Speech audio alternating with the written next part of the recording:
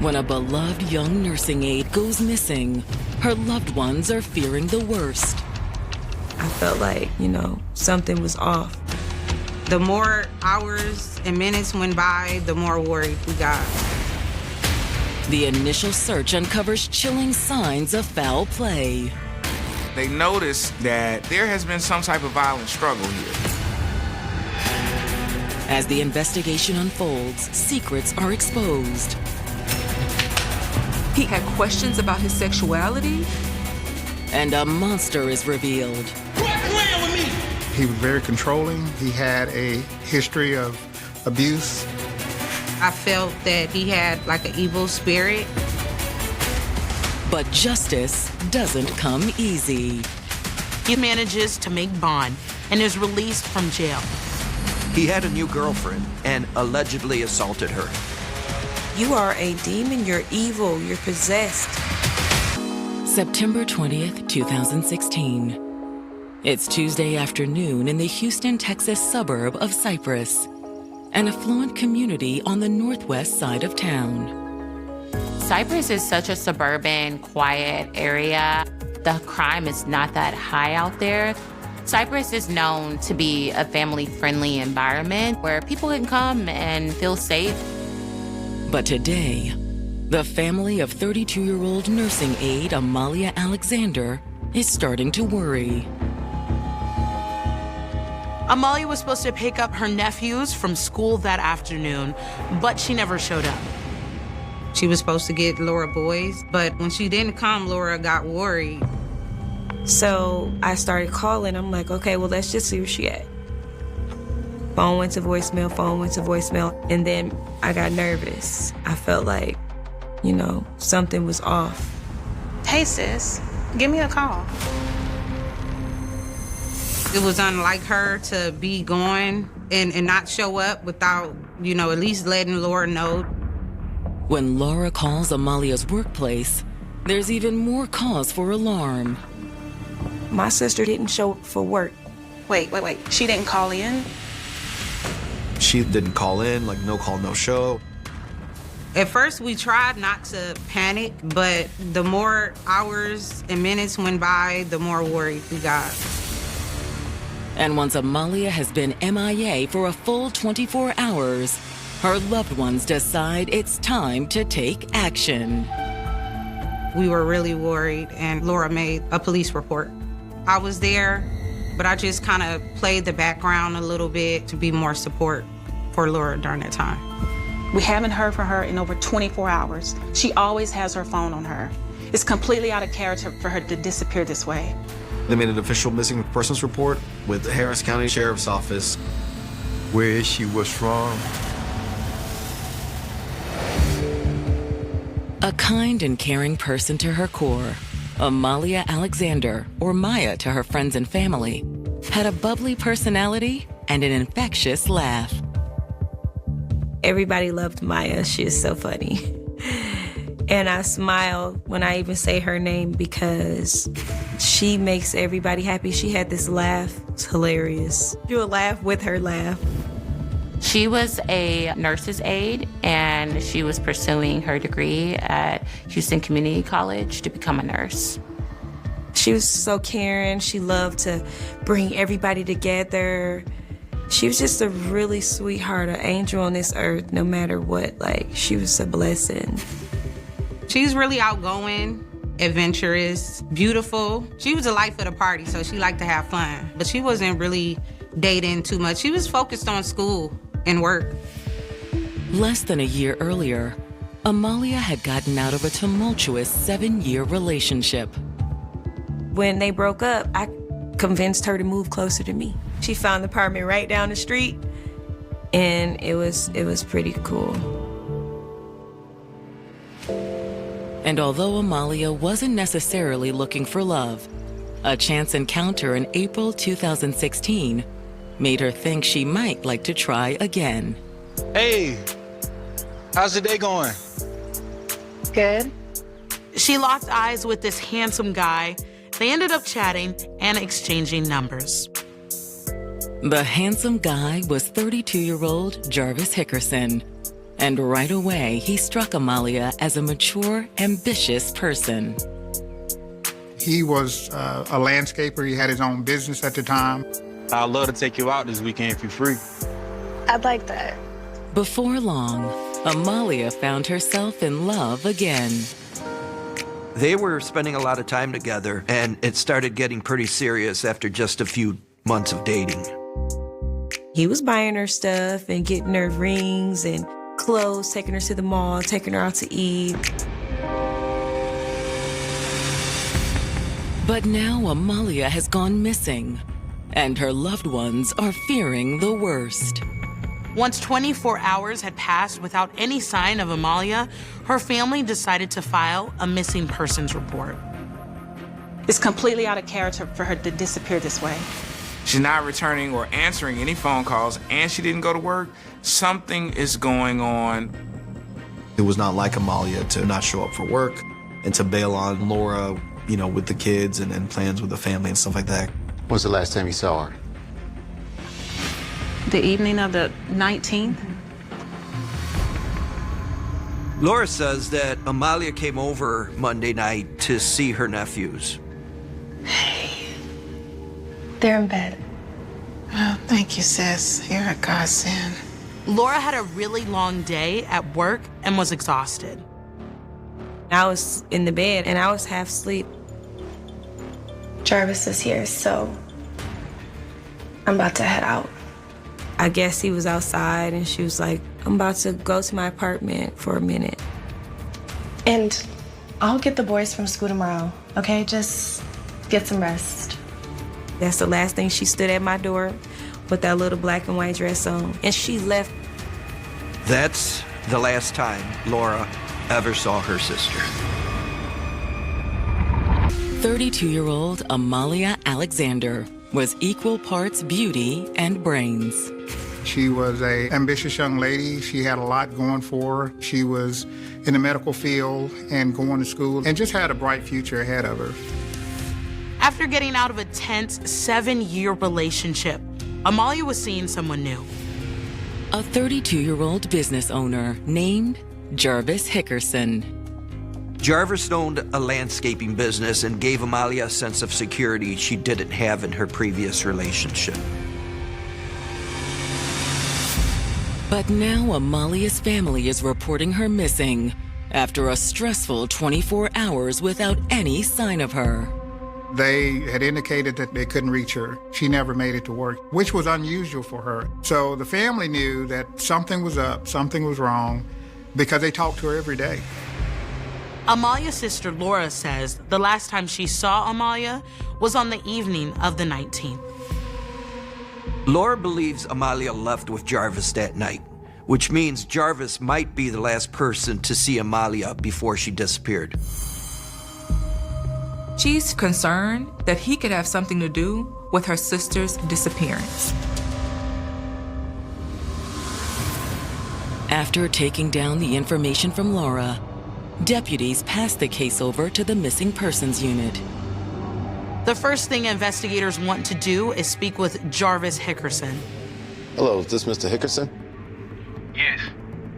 Jarvis is very amenable to the phone call and is providing information. He confirms that he picked Amalia up from her sister's house on the evening of the 19th. I mean, she been having car trouble lately, so I gave her a ride back to her apartment. Jarvis mentions to detectives that he dropped Amalia off at her apartment around 1 a.m. and went immediately home after. He also admits that their relationship has been rocky lately. Unfortunately, we've been reevaluating our relationship, we've been seeing other people. In fact, Jarvis says he isn't the only man Amalia has been seeing. He thought Amalia had went to Florida and was staying with a guy. He said, I haven't seen her, I've never heard from her. Do you know this guy's name? Unfortunately, no. I think he's someone she used to date before me. Jarvis says he's been really concerned for Amalia's safety ever since he heard she hasn't been in contact with her family. He's tried calling, he's tried texting. He even became so worried he called her job, but there was no response.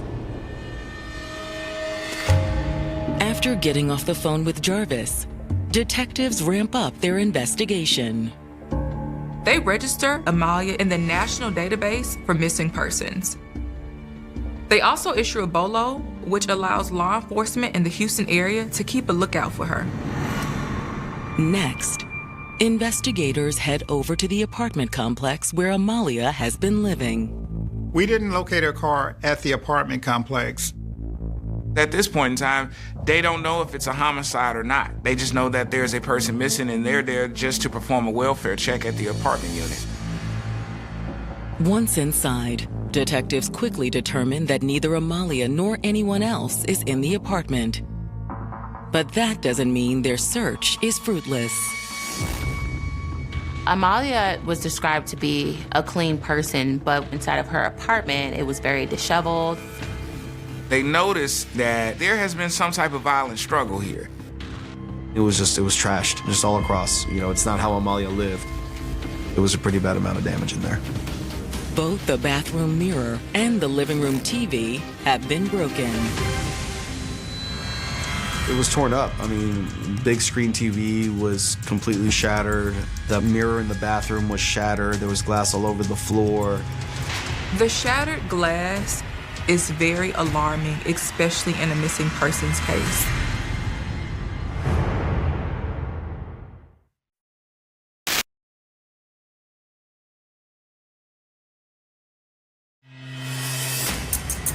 Houston detectives have just found evidence of a violent struggle inside the home of missing 32-year-old nursing aide, Amalia Alexander.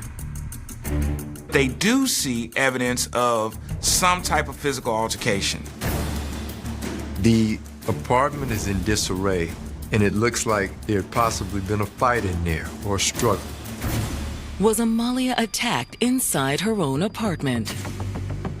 Detectives want to see if there's any signs of a break-in. Perhaps Amalia confronted an intruder and it went badly for her. But there's no indication that someone broke in. The evidence leads detectives to one conclusion. It's clear that this is an inside job. Someone that Amalia knew. Detectives head to the complex's main office to inquire about surveillance footage. Surveillance footage would be pivotal in this case if police could see who entered and exited that apartment. Unfortunately, the complex's only security cameras are located at the front gate. Management tells them we have to get with the company that controls that and we'll get that to you. In the meantime, apartment management has some other important information to share with detectives. Amalia had been in contact with management asking to move to another unit because she felt like she was being stalked, harassed. Amalia didn't give any names, but she did say that she was being harassed by an ex-partner. Detectives start reaching out to Amalia's family and friends, trying to identify the mysterious ex-boyfriend. Upon their investigation, they come across a name, Desmond Price. And what detectives learn about Desmond sets off some alarm bells. Desmond has had a history of violence against Amalia. Sometime in 2010, Amalia had to file a police report for Desmond cutting her with a knife. There was another report filed in May of 2013 where Desmond again assaulted her and accused her of cheating, leaving her with a bloody nose and a black eye. She really had a rocky relationship with Desmond. They eventually broke up. Detectives' attempts to reach Desmond are unsuccessful. This certainly seems suspicious. But when they sit down with Amalia's sister Laura, she tells them they're investigating the wrong man. She doesn't think Desmond has anything to do with her sister's disappearance. He's not a point of concern for Laura. I know they went through things because they were both young. You know, he wasn't perfect, but he's not a bad person. They just had stuff going on. Laura is insistent that there is only one person who could possibly be responsible for Amalia's disappearance. Look, I'm telling you, Jarvis has something to do with this. Laura says you all need to circle back and look at Jarvis Hickerson. I knew he did something to my sister. Laura says Amalia and Jarvis began dating 6 months ago. In the beginning stages, Amalia was happy. Everything seemed to be going really well. But eventually, his true color started to show. He was very controlling. He was described as very possessive over her, and there were some concerns there. He seemed to be really clingy. He didn't want to leave her side. He didn't want her going anywhere without him. We just couldn't understand it.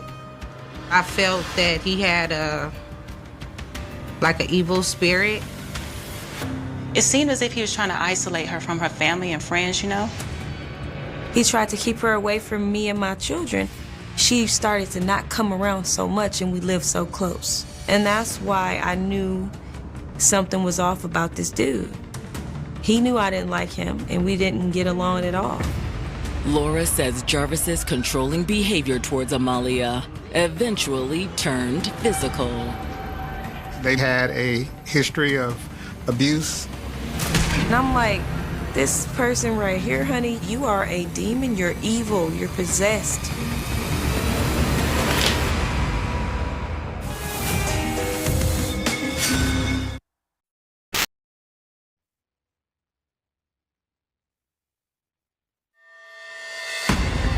After discovering that Amalia Alexander was being harassed by an ex-boyfriend in the days leading up to her disappearance, Houston detectives thought an old flame named Desmond Price could be responsible.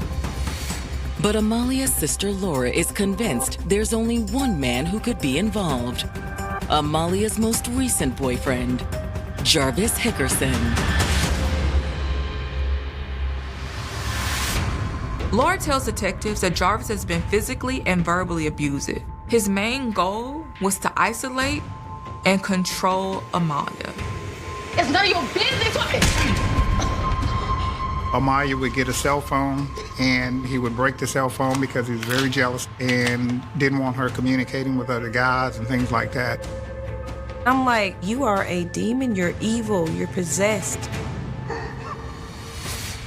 1 week before Amalia went missing, he made a big scene in public. They were at an IHOP, and there was an incident there where Jarvis assaulted her. They got into a disagreement. He ended up jumping on her at the IHOP in front of everyone, kicking her, cursing at her, and everything. But Laura says the violence didn't stop there. He left her there, went back and trashed her apartment.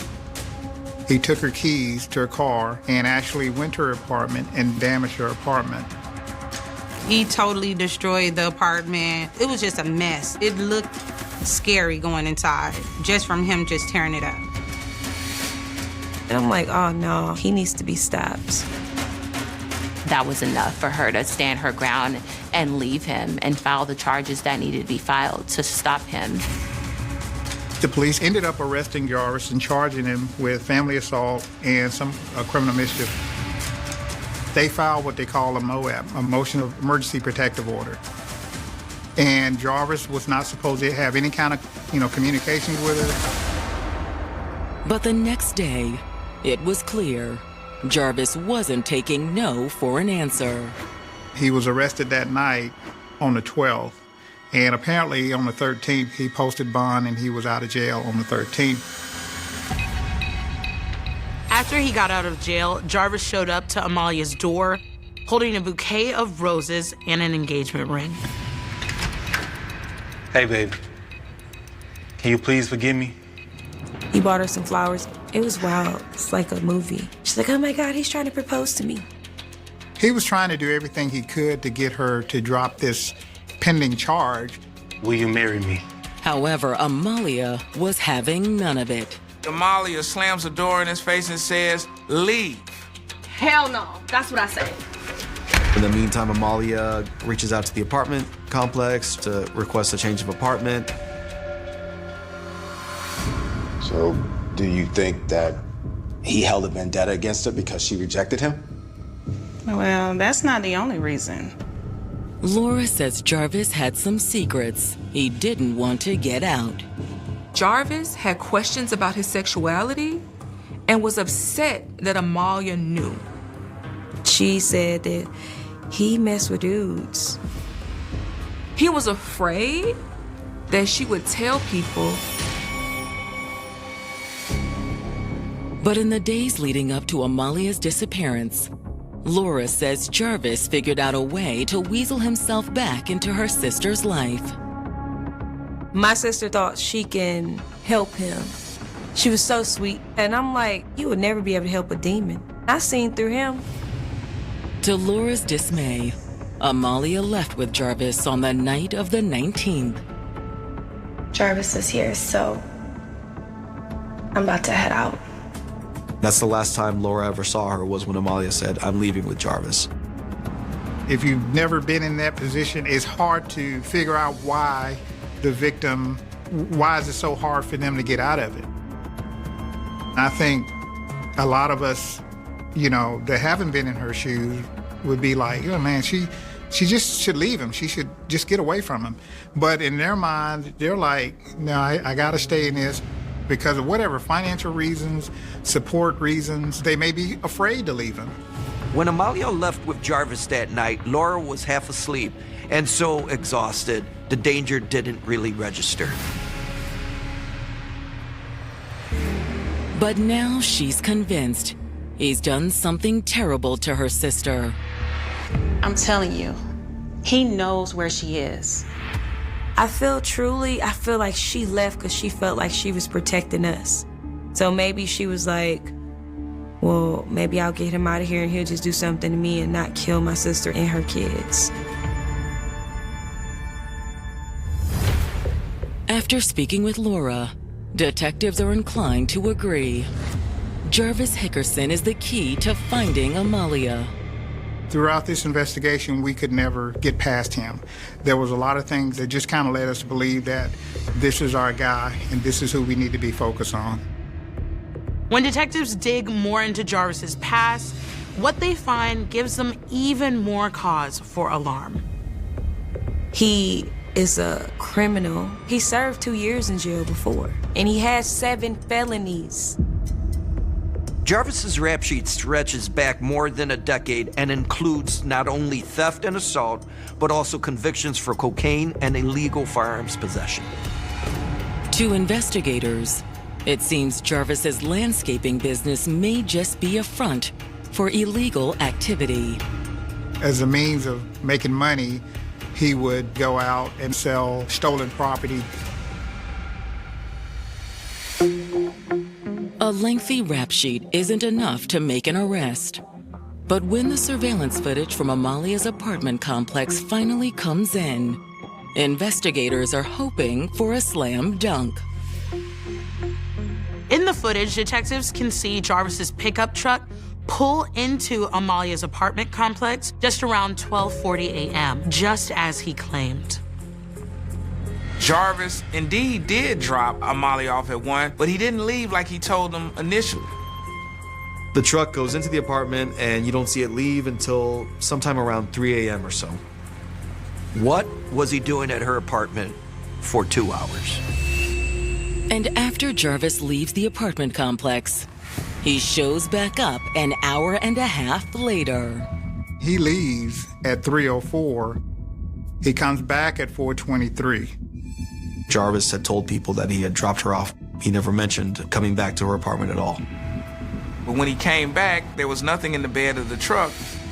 So it comes back and it's there for about 30 minutes to 45 minutes, maybe a little bit more. And then this time when the truck leaves, you can clearly see a large object in the back of the bed that was not there when the truck entered. It looks like it might have been covered up with some type of tarp. To detectives, this object looks like it could be a human body. We suspect that may have likely been Amalia.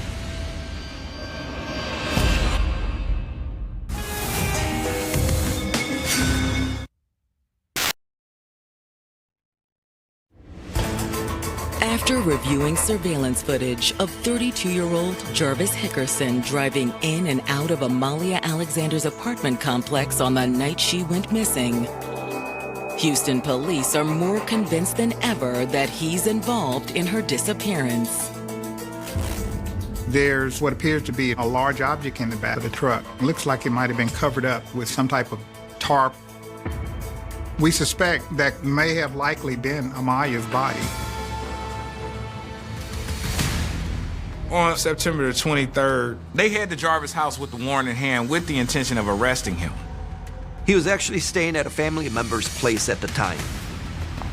As police are monitoring the house, they see Jarvis pull up in that same truck from the surveillance footage. Go, go, go, go, go, go.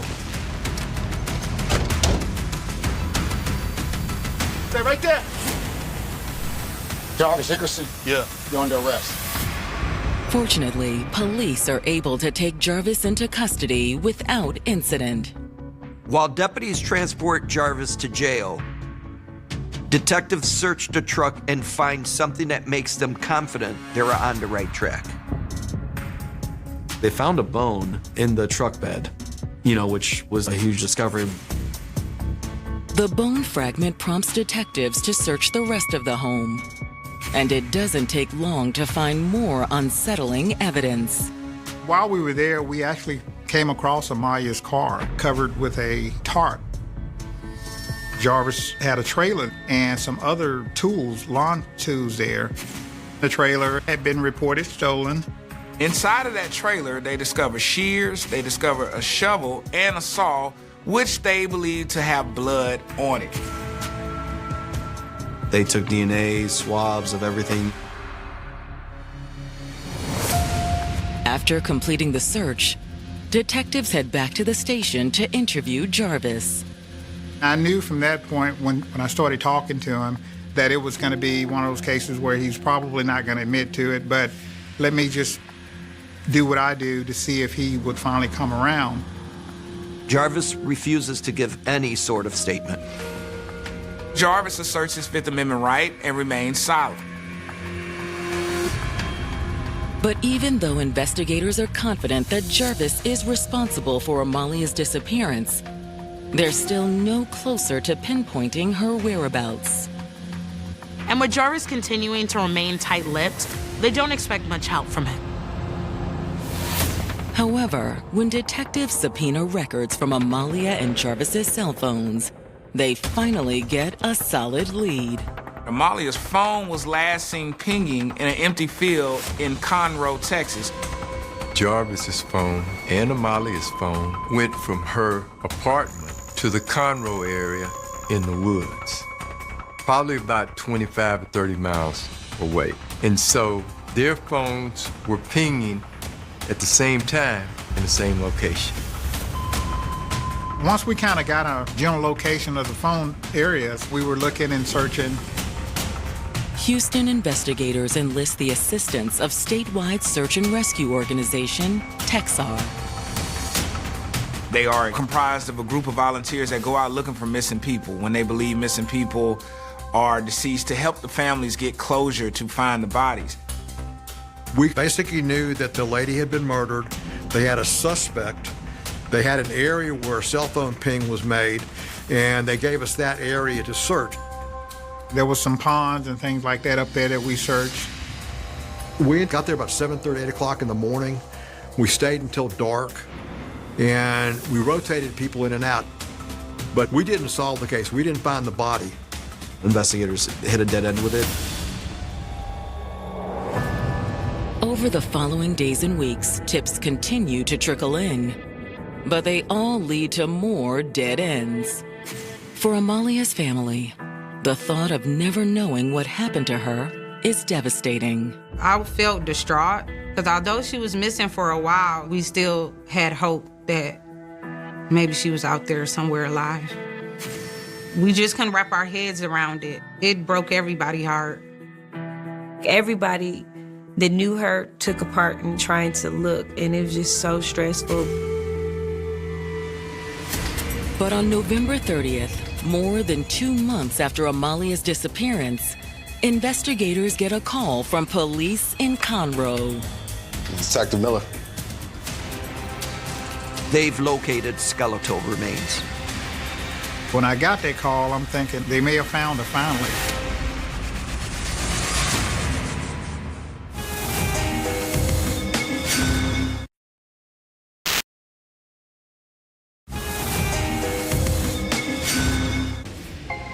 Detective Miller.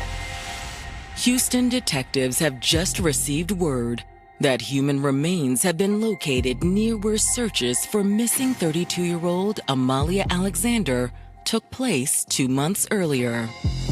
When I got that call, I'm thinking they may have found her finally. And as morbid as it may sound, I was hoping it was her because I wanted to give the family some closure. I didn't want them to have to go wondering where her body was. Harris County investigators immediately head to the scene. It was some woods near a church. We were able to determine that those skeletal remains consisted of a skull with some teeth, a rib, leg bone. There was also some pink nails that we found. Her sister talked about she used pink nail polish, to paint her nails. She was polishing her nails pink before her disappearance. After the remains are sent to the crime lab, the tragic reality is confirmed. Unfortunately, it was Amalia. They was able to identify her because of my DNA. When I went to do the DNA, the lights was flickering, and I'm like, her spirit is with us. I'm a firm believer of all that. I was angry for a really long time. Like, why, my sister? Why this way? Yeah, rough day. We figured that might be the end result. We just couldn't believe that could happen to her. However, the level of decomposition means there's one thing investigators can't determine. The medical examiner, they ruled it a homicide, but could not determine the cause of death. Based on the body being exposed to the environment, to the wildlife for weeks, an autopsy could not be performed by the ME. Even without an official cause of death, detectives are ready to confront Jarvis Hickerson, hoping this time he will confess. I tried to talk to him a second time. I confronted him with the information we had regarding the phone records, the surveillance video, and him giving this story as to his whereabouts and what was going on. Look, Jarvis, we found her. And you're on the surveillance as the last person seen with her. Despite all the evidence police have collected, Jarvis refuses to admit any involvement in the homicide. I ain't do it. And then he starts making some really odd comments. He said he didn't really love Amalia and was actually planning to meet up with another bisexual man after he dropped her off at home on the 19th. Man, I ain't kill her. I've been over her. He denied any involvement in her disappearance, and then he stopped talking. Man, I'm done. Even without a confession, the investigators have all they need to bring charges against Jarvis for Amalia's murder. It was clear at that point that they had probable cause to file charges for capital murder against him. However, as relieved as Amalia's loved ones are to finally see Jarvis behind bars, it's not long before he's back on the streets.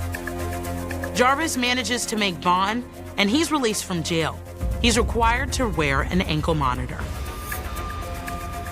At this time, the judge felt like bond was appropriate because despite the evidence being overwhelming, it is circumstantial evidence. He's still a presumed innocent person unless proven guilty. Then, just 9 months later, he's taken back into custody after police discover he's been tampering with his ankle monitor. He cut it off. If you think about it, if you're facing life, capital murder, once you cut it off, what you have to lose? He shouldn't even been out. And tampering with his ankle monitor wasn't Jarvis's only offense while he was out on bond. He had a new girlfriend and allegedly assaulted her. Again, same pattern. He was violent, he was abusive, and he tried to choke her. She called the police, and he actually got charged with that. Following his rearrest, the judge revokes Jarvis's bond and sends him back to jail to await trial. In September of 2024, Jarvis finally faces a jury for the murder of Amalia Alexander. We argue that essentially he killed her because she had called the police on him for the assault that had happened on the 12th. He had such a long, lengthy criminal history that he felt if she pursued the charges that he would go to prison for a very long time. So that was his biggest concern. The details of the murder itself remain murky, but prosecutors believe that when Jarvis dropped Amalia off at her home on the night of September 20th, they got into a heated argument. She already had some damage to her apartment from when he trashed it on September 12th. But even more damage was done on this night. In his rage, he attacked her, causing her to sustain injuries. And this time, he didn't stop there. I suspect he probably strangled Amalia, choked her, and killed her that way.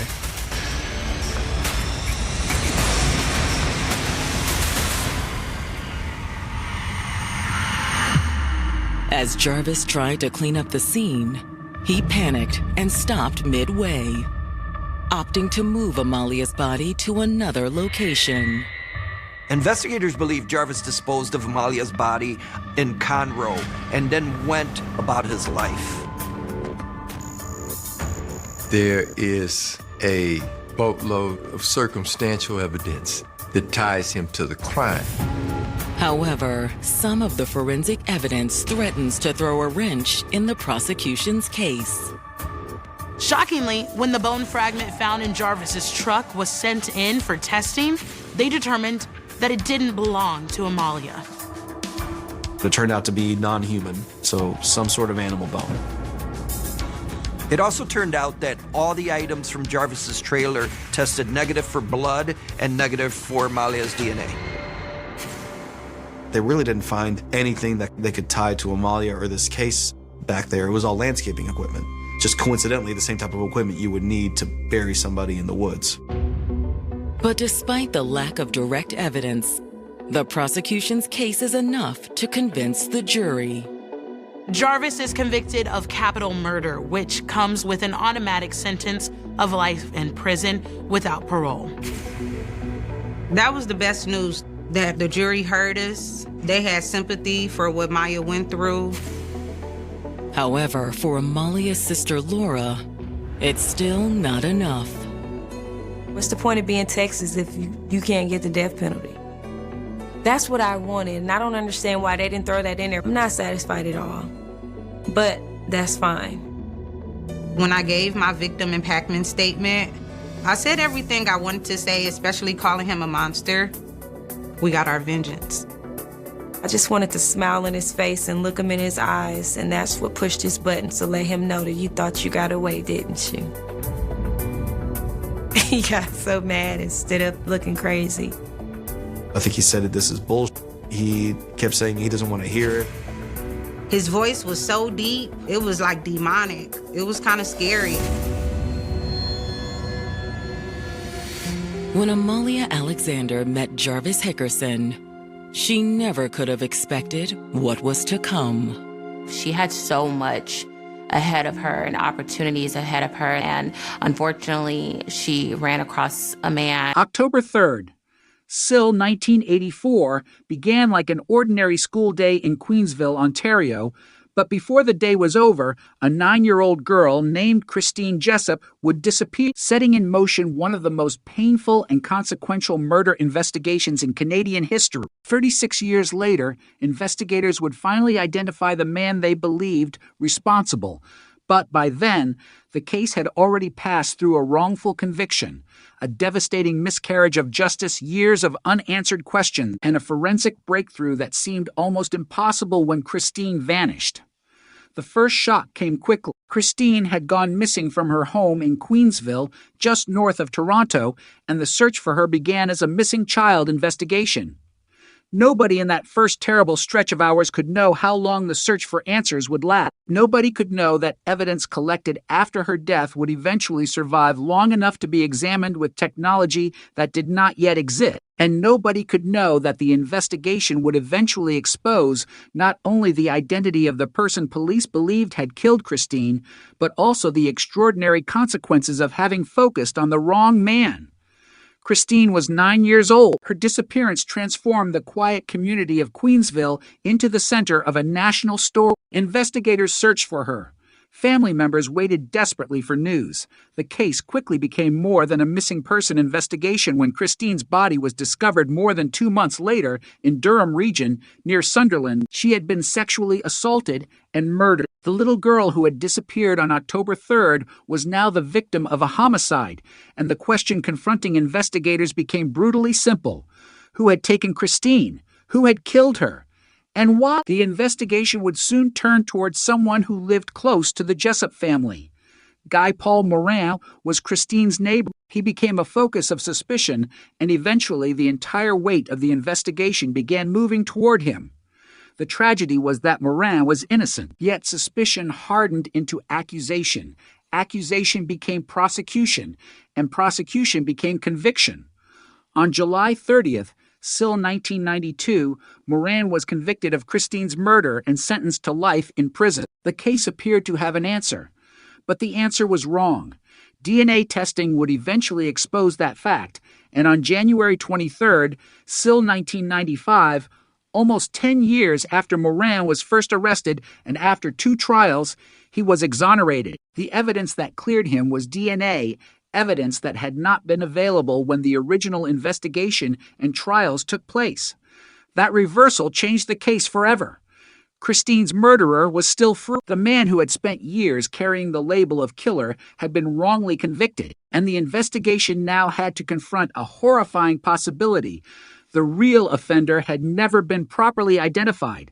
For Christine's family, this meant the nightmare had no end. They had lost their daughter, watched another man become imprisoned for her death, and then watched that conviction collapse. The case had become a symbol of how badly a criminal investigation could go wrong when investigators became convinced they had found the answer before the evidence truly supported it.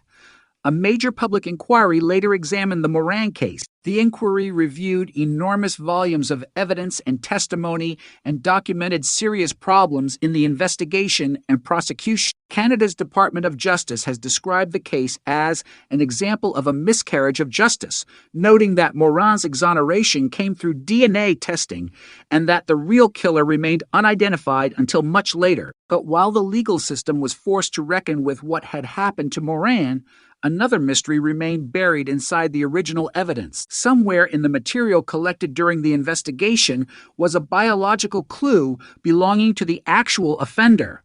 The clue did not have a name. It did not provide a photograph. It did not tell investigators where the man lived.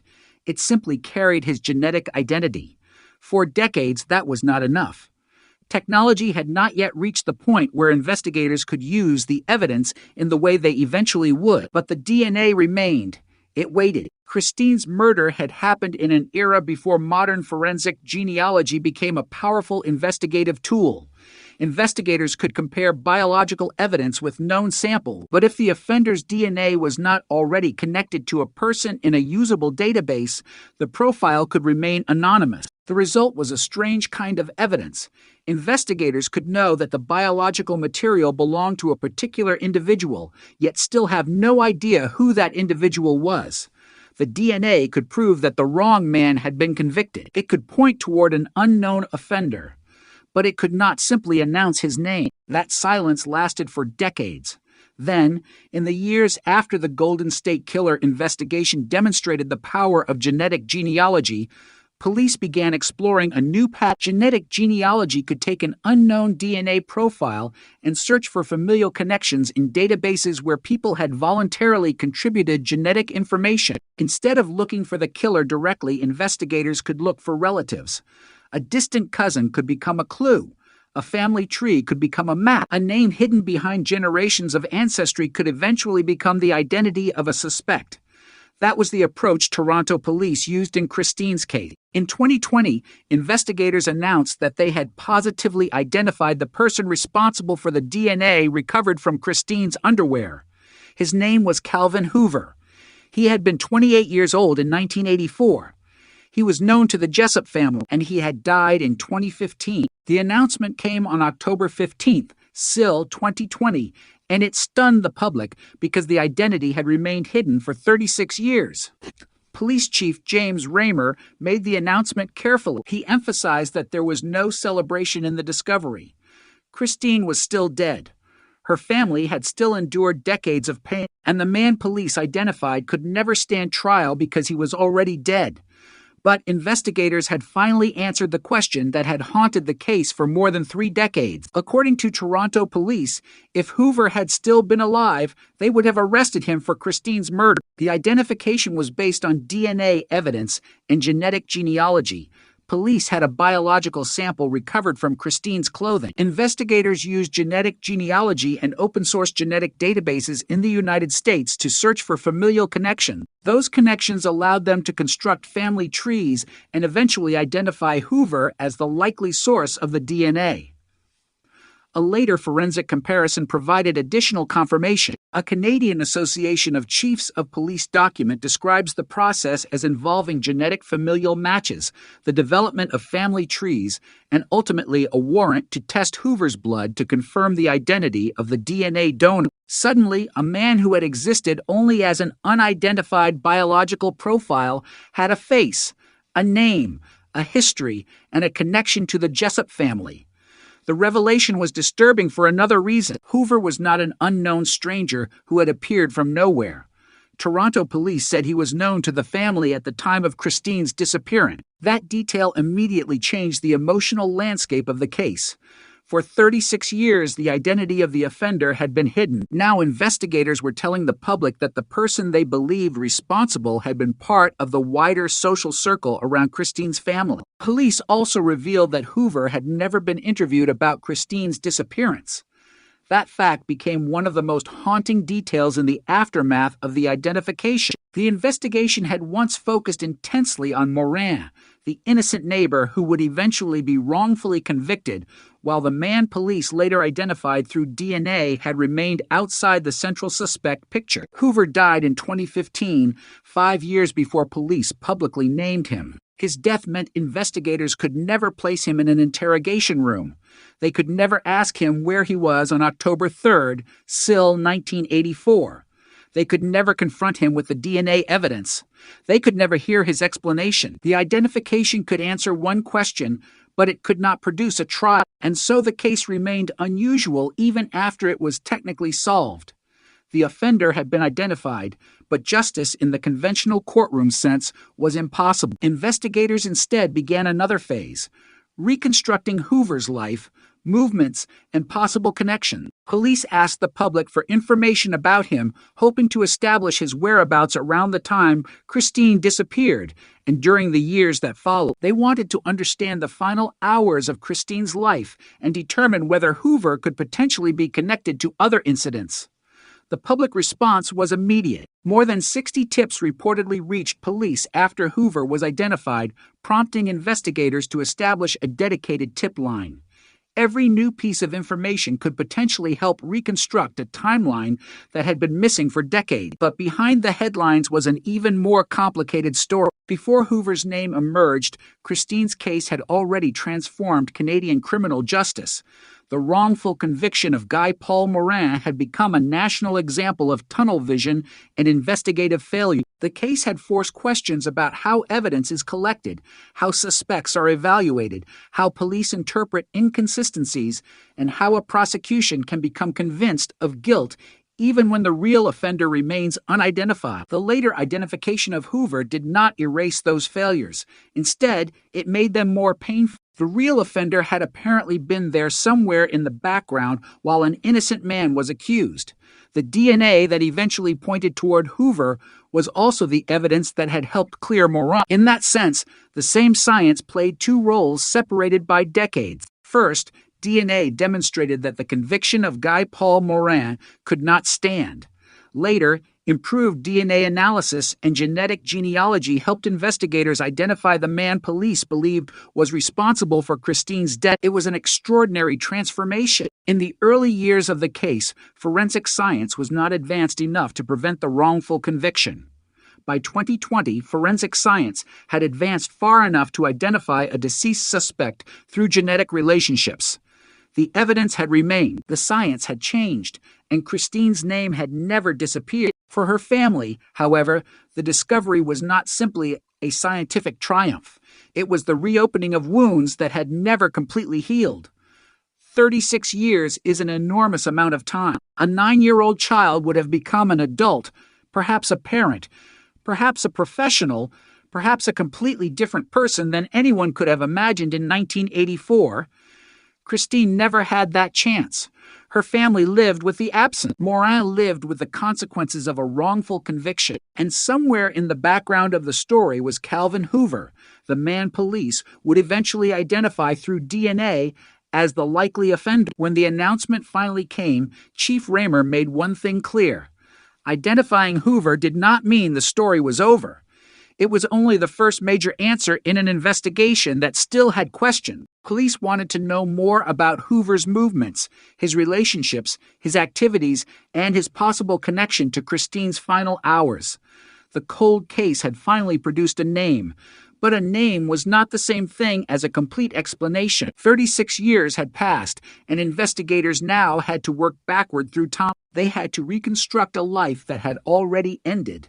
They had to examine a past that had been buried beneath decades of memories, records, and unanswered questions. And at the center of it all remained one 9-year-old girl from Queensville whose disappearance on an October afternoon had set off a chain of events that would reshape a family, wrongfully imprison an innocent man, expose failures in the justice system, and eventually push Canadian investigators toward one of the most remarkable forensic breakthroughs in the country's history. Christine Jessup had disappeared in 1984. Her killer remained unidentified for 36 years. Then, in October 2020, the silence finally broke. The DNA had a name. The name was Calvin Hoover, but the deeper question remained. How had the investigation missed him for so long? October 3rd, SIL 1984, was the kind of day that should have ended with a child coming home, a family sitting down to dinner, and another ordinary evening passing unnoticed into the next. Instead, it became the first page of a case that would haunt Canada for decades. Christine Jessup was 9 years old when she disappeared from her home in Queensville, Ontario. She had been living with her mother, Janet, and the family's ordinary routines suddenly collapsed when Christine was nowhere to be found. The search began quickly, but every hour without her made the situation more frightening. A missing child creates a particular kind of panic because the possibilities are almost endless. A child could have wandered away. She could have gone somewhere with friends. She could have been injured. Or, in the possibility nobody wanted to say aloud, someone could have taken her. Investigators had to work with incomplete information while Christina's family waited for the telephone to ring. The community was pulled into the search. The disappearance became a source of growing concern, and police began assembling the timeline of Christine's final known movements. There was no way to know then that the investigation would eventually become one of Canada's most scrutinized murder cases, or that the person initially placed under suspicion would spend years fighting to prove he was innocent. The first objective was simply to find Christine alive. But the search ended in the worst possible way. More than 2 months after her disappearance, Christine's body was discovered in a wooded area near Sunderland in Durham region. The missing child case became a murder investigation. The discovery transformed every earlier question. Police were no longer trying to determine where Christine had gone. They were trying to reconstruct what had happened to her and identify the person responsible. The forensic examination became critical. Evidence was collected from Christine's body and clothing, including biological material that would eventually become the most important clue in the entire investigation. At the time, however, the significance of that evidence could not be fully understood. The technology available to investigators in 1984 was nowhere near what it would become decades later. A biological trace could potentially help establish facts about the crime, but the modern ability to identify a person through a detailed genetic profile was still developing. Investigators therefore had to rely heavily on interviews, witness accounts, physical evidence, and the reconstruction of Christine's movements. The investigation naturally focused on people who lived near the Jessup family and those who might have had access to Christine. One of those people was Guy Paul Moran.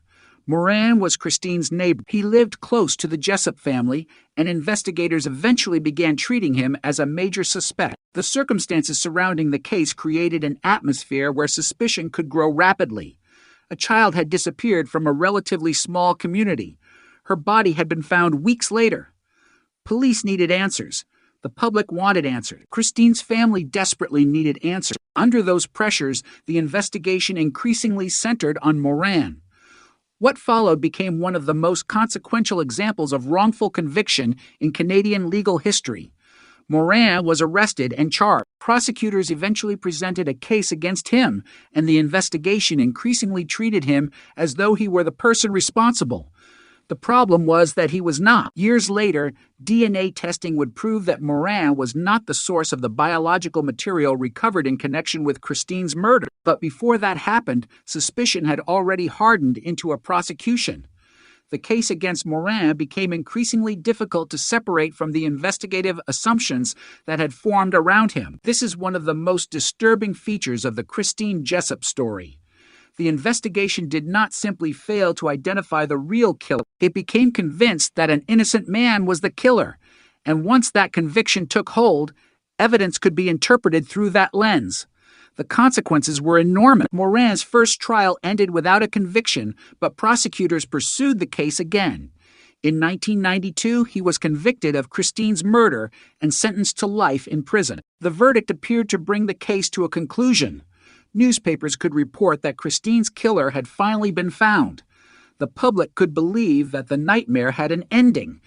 But the truth was still buried inside the evidence. The real offender remained free. The wrong man was imprisoned. Christine's family still did not have the complete truth. The case was not solved. It had simply been given the appearance of being solved. That illusion would eventually collapse. DNA testing became the turning point. By the early 1990s, forensic DNA technology had advanced dramatically. Investigators and lawyers could now perform genetic comparisons that were impossible during the original investigation. When biological evidence from Christine's case was tested, the results excluded Moran. The evidence showed that the biological material belonged to another man. The conviction could no longer stand. On January 23, SIL 1995, Guy Paul Moran was exonerated. The man who had spent years carrying the label of murderer was officially cleared. The impact was enormous. The justice system had convicted the wrong person. An innocent man had lost years of his life, and Christine's real killer remained unidentified. The case therefore became more complicated rather than simpler. Investigators had to accept that the person they had spent years pursuing was not responsible. They were back where they had started, except now they had something that the original investigation had lacked: a DNA profile belonging to the actual offender. The evidence could tell them that Moran was innocent. It could tell them that another man had contributed the biological material. But it still could not tell them his name. The unidentified offender had become a genetic ghost. The police knew he existed. They knew his biological profile was connected to Christine, but without a matching sample, the profile could not be attached to a person. The case entered a long period of uncertainty.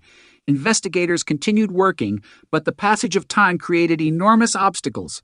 Witness memories faded. People moved away. Some died. Records became harder to reconstruct. The community changed. Christine's family aged. Moran attempted to rebuild his life after the devastation of his wrongful conviction, and the man responsible for Christine's death remained unidentified. Yet the biological evidence stayed in the case file. That detail would become crucial decades later. For many years, investigators had only limited options for unidentified DNA. A profile could be compared against known offenders or other available samples, but if the person had never been arrested or never provided a usable sample, the search could stall. Investigators could know that the DNA belonged to the same individual without knowing who that individual was. That was exactly the situation in Christine's case. The evidence was powerful but incomplete. The offender had left behind his biological identity, but not his name. Then forensic science began to change the rules. Genetic genealogy emerged as a new investigative technique. Instead of searching only criminal DNA databases, investigators could search genealogical databases for relatives of an unidentified person. The method had already attracted international attention after it helped identify suspects in long unsolved cases. For police investigating Christine's murder, it offered a possibility that did not exist in 1984, 1992, or even 1995. They could potentially take the unknown DNA profile and search outward through family relationship. The goal was not necessarily to find the killer directly, it was to find his relative. From those relatives, investigators could reconstruct family trees. From the family trees, they could identify possible candidates. Then, traditional police work could determine whether one of those candidates could have been connected to the crime. It was an entirely different way of approaching the problem. Instead of asking, "Where is the offender?" investigators could ask, "Where is his family?" That shift would eventually transform Christine's case. But first, investigators had to deal with a painful history. The wrongful conviction of Guy Paul Morin had become a national lesson in tunnel vision. A public inquiry examined the investigation and prosecution, documenting serious problems in the way the case had been handled. The case became an example of how investigators can become committed to a particular theory and then interpret evidence through that theory. Morin's wrongful conviction demonstrated the cost of that failure. It also changed the way Canadian authorities thought about miscarriages of justice. Christine's case was therefore no longer simply a murder investigation. It was also a cautionary tale about the justice system itself. Every future investigator working on the file inherited that history. They knew that another mistake could have devastating consequences. They had to be certain. The evidence needed to lead them rather than the other way around. That became especially important when genetic genealogy entered the picture. A genealogical connection could identify a family, but it could not automatically prove that a particular person was responsible for a murder. Investigators had to treat it as a lead. They had to verify it independently. They had to obtain a direct DNA comparison. They had to establish a chain of evidence strong enough to withstand scrutiny. The lessons of Morin's wrongful conviction were still there. The investigation could not afford another rush to judgment. The new technology, therefore, came with an enormous responsibility. It had to be used carefully. It had to produce evidence rather than assumption. And when investigators finally began using genetic genealogy in Christine's case, they were not simply searching for a suspect. They were attempting to solve a case that had already demonstrated how dangerous it could be to believe an answer before proving it. The DNA profile had remained unidentified for decades, but now investigators had a new tool. They could follow genetic relationships into the past. Somewhere within those relationships could be the name they had been missing since 1984. And as researchers began examining the genetic data, the search started moving away from the anonymous profile and toward a family. The possibility was extraordinary. 36 years after Christine disappeared, the killer might finally be reachable through relatives who had no idea that their DNA could become part of a murder investigation. The search was about to enter territory that detectives from 1984 could never have imagined. The case had survived because the evidence had survived. The DNA had waded through the wrongful conviction, the exoneration, the public inquiry, and decades of frustration. Now investigators were finally learning how to follow it, and somewhere at the end of that genetic trail was a man named Calvin Hoover. For years, the DNA recovered from Christine Jessup's clothing was little more than a silent signature. Investigators knew it belonged to the man responsible for the biological evidence, but they did not know his name. That uncertainty had already produced one devastating consequence. Guy Paul Morin had been convicted of a crime he did not commit. By the time DNA testing cleared him in 1995, the investigation had been forced back to its most painful question. If Morin was innocent, then who had killed Christine? The answer was somewhere inside the evidence, but the technology needed to reach it had not yet arrived. For more than 2 decades, the unidentified profile remained a genetic fingerprint without a face. Then the world of criminal investigation began changing. Investigative genetic genealogy emerged as a new way of approaching unidentified DNA. Instead of searching only for a direct match inside police databases, investigators could search for relatives of the unknown person through genetic genealogy resources, reconstruct family trees, and use those relationships to narrow an enormous field of possibility. Toronto Police eventually became one of the Canadian agencies at the forefront of this approach. The service formally adopted investigative genetic genealogy technology in 2019, and the technique would become an important part of its cold case strategy. But Christine's case was different from a routine cold case. It carried the weight of a wrongful conviction that had already demonstrated how dangerous assumptions could be. Investigators knew that the case had gone badly before. They knew an innocent man had been imprisoned. They knew the real offender had remained unidentified. Any new breakthrough, therefore, had to be treated with extraordinary caution. A genetic genealogy lead could not simply become another accusation. It had to become a verified identification. The investigators had to follow the science rather than force the science to follow a theory. That distinction mattered because the history of Christine Jessep's murder was already filled with moments when suspicion had overwhelmed certainty. Now the evidence itself would have to lead the way. The cold case team returned to the biological evidence preserved from the original investigation. Somewhere inside that material was the genetic identity of the person who had sexually assaulted and killed Christine. The profile had already performed one crucial task years earlier. It had helped establish that Morin was not the donor of the semen stains found on Christine's underwear. Now, the same evidence could potentially perform another. It could help identify the real offender. The search began with the unknown profile and moved outward through genetic relationships. This was not a simple database query. Investigative genetic genealogy is essentially a reconstruction problem. A genetic relationship might indicate a distant relative rather than the person who left the evidence. That relative could have thousands of other relatives. Investigators and genealogists must examine relationships, historical records, locations, marriages, births, deaths, and family structures, gradually reducing the possibility. A promising lead is only the beginning. The real objective is to build a defensible path from the unknown DNA to a specific individual. In Christine's case, that path eventually began pointing toward a man named Calvin Hoover. Hoover was not a random name pulled from an enormous population. Toronto police later announced that he had been known to the Jessup family at the time Christine disappeared. He had been 28 years old in 1984. He lived in Toronto, and police eventually determined that his DNA was connected to the biological material recovered from Christina's underwear.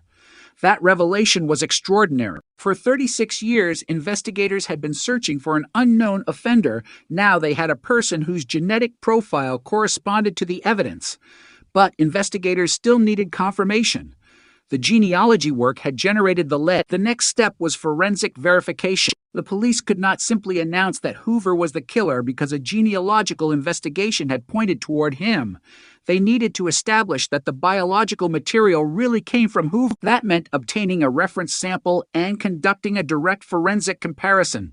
The significance of this step cannot be overstated. Genetic genealogy can narrow a suspect pool, but a direct DNA comparison provides the biological bridge between the crime scene evidence and the individual. In Hoover's case, investigators eventually obtained a blood sample through a warrant after his death, according to documentation describing the investigative process. The comparison confirmed the identity of the DNA donor.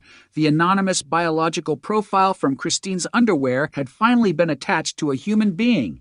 Yet, By the time investigators reached that point, Calvin Hoover was no longer alive. He had died in 2015, 5 years before police publicly identified him. That fact changed everything. Investigators could identify the person they believed responsible, but they could not arrest him. They could not interrogate him. They could not place him before a judge. They could not present the DNA evidence to a jury in a prosecution against him. The case could finally answer the question of identity, but it could never produce a conventional trial. That was one of the most painful aspects of the breakthrough. Justice had moved forward, but not in the way Christine's family might once have imagined. There would be no courtroom confrontation with the accused. There would be no confession from Hoover. There would be no opportunity to hear his explanation of what happened on October 3rd, SIL 1984. Instead, investigators had science.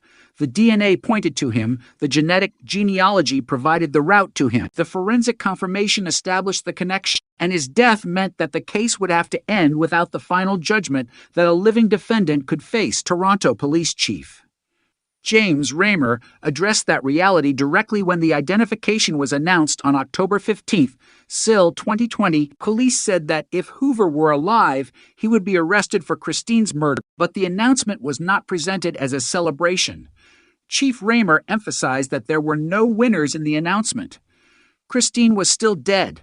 Her family had still endured decades of pain, and the man police believed responsible could not be held accountable in court because he had already died. The announcement nevertheless represented a profound shift in the case.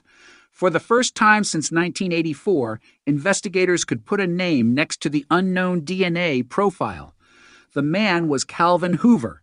He had been 28 at the time of the murder. He had been known to the Jessup family, and according to police, he had never been interviewed about Christine's disappearance. That last detail was especially haunting.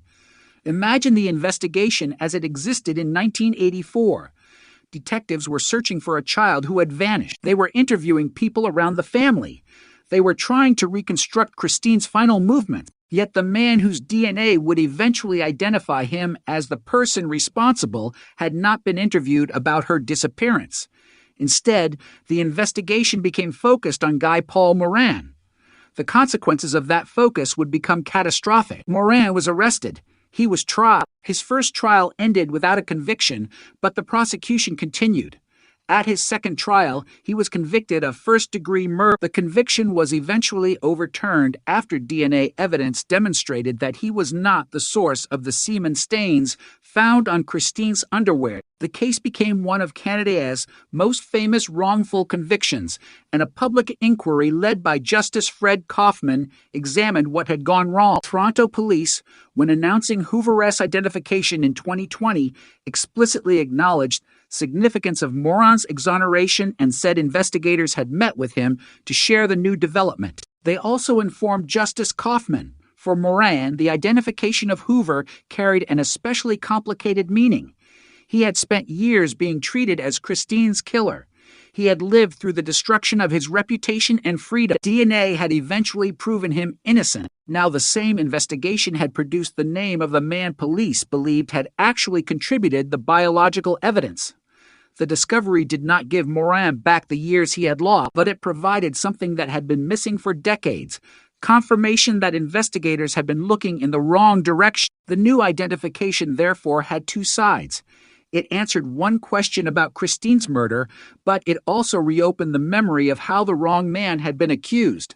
The case was not simply a story about forensic technology solving a crime. It was a story about technology correcting an earlier failure. The DNA that helped identify Hoover was also the evidence that had ultimately helped clear Moran.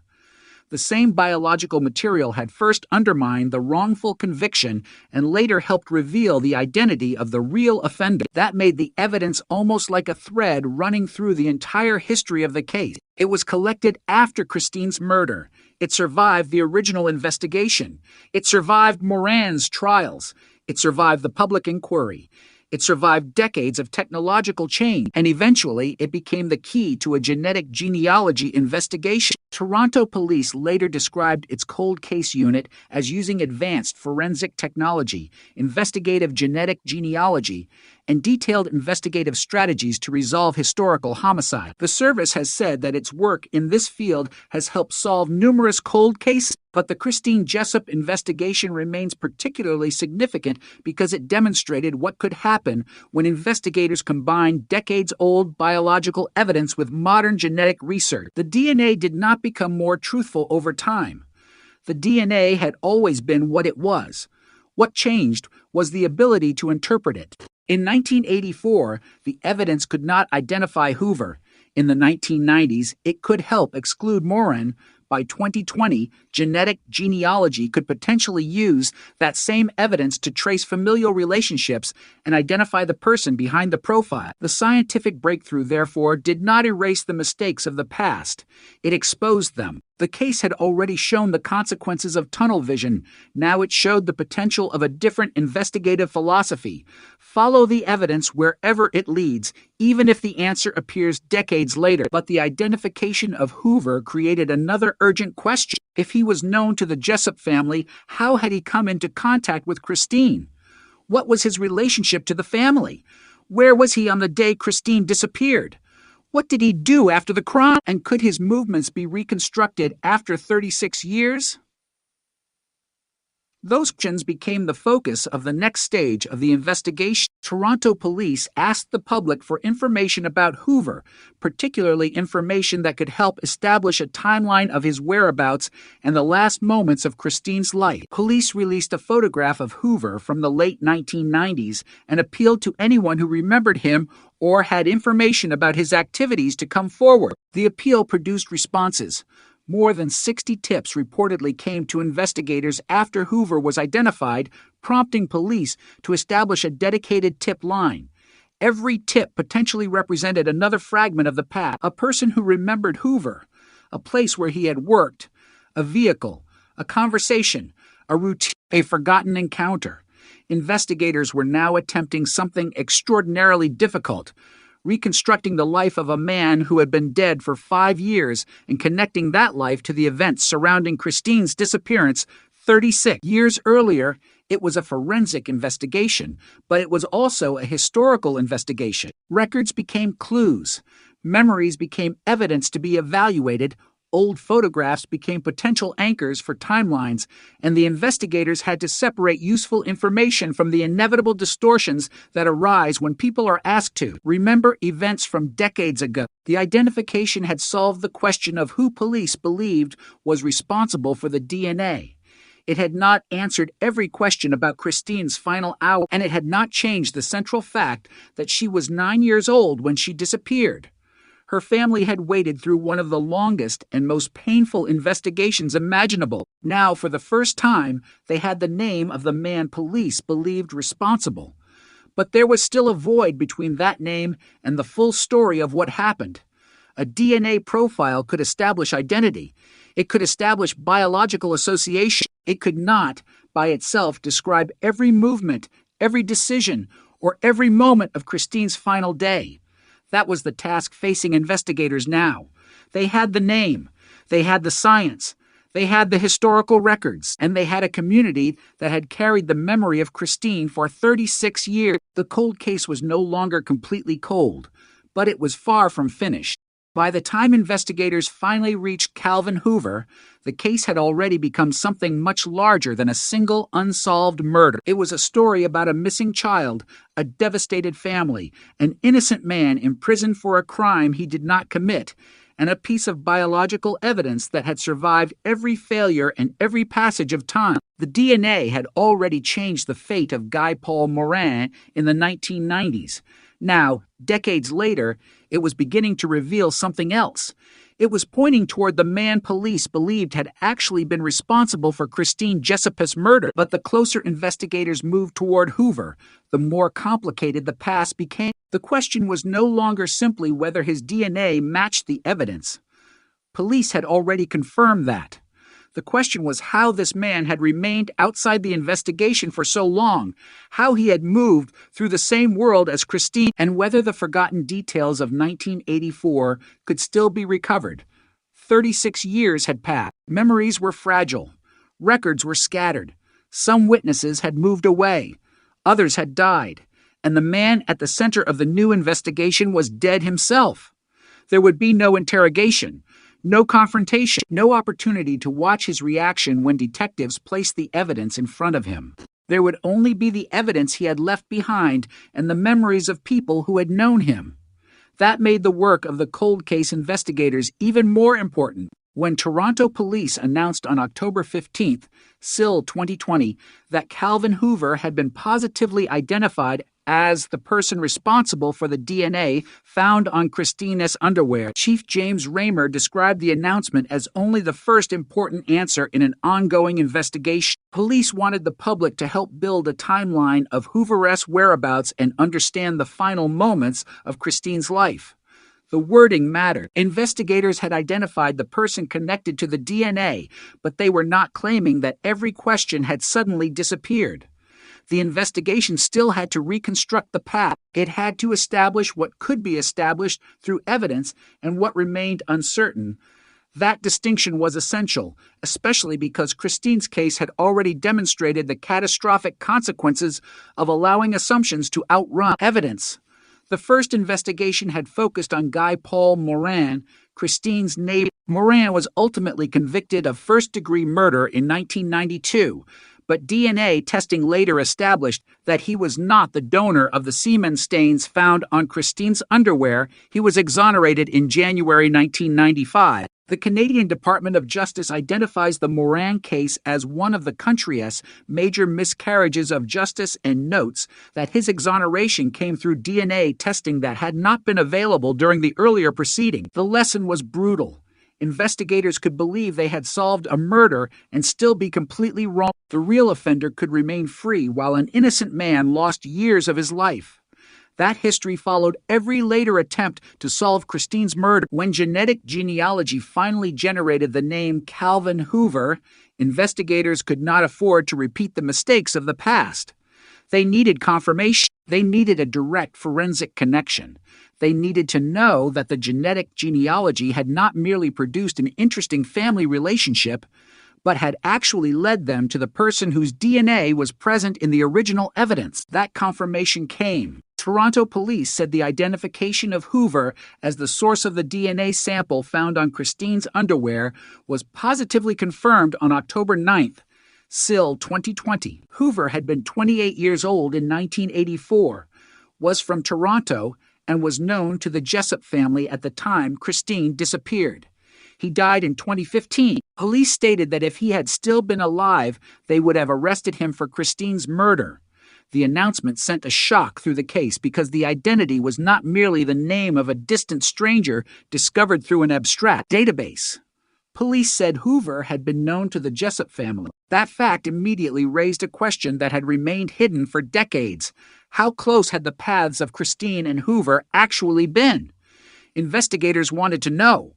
They wanted to establish his movements. They wanted to understand where he had been and who he had interacted with around the time Christine vanished. They appealed for information about him, releasing a photograph from the late 1990s in the hope that someone might recognize him or remember an encounter that had seemed insignificant at the time. In a cold case, insignificant details can become critical when viewed through the lens of new evidence. A person may remember seeing someone at a particular location.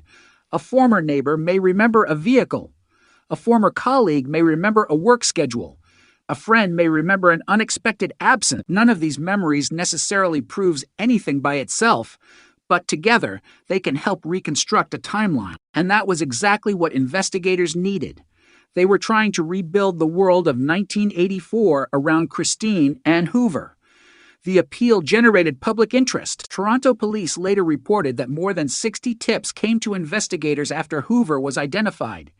Each tip represented another possible fragment of the pattern, but the challenge of investigating information more than 3 decades old is that memory does not function like a video recording. People remember events selectively. Details can shift.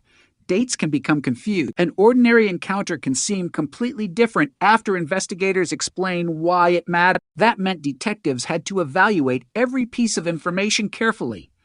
The genetic evidence was different.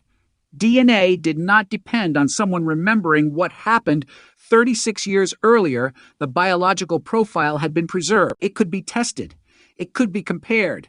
It could be independently verified. This was the central strength of the breakthrough.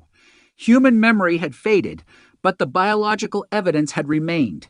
That contrast became one of the defining features of Christine's case. The investigation had spent years struggling with recollections, suspicions, and interpretation. Yet the evidence capable of eventually identifying the real offender had been present from the beginning.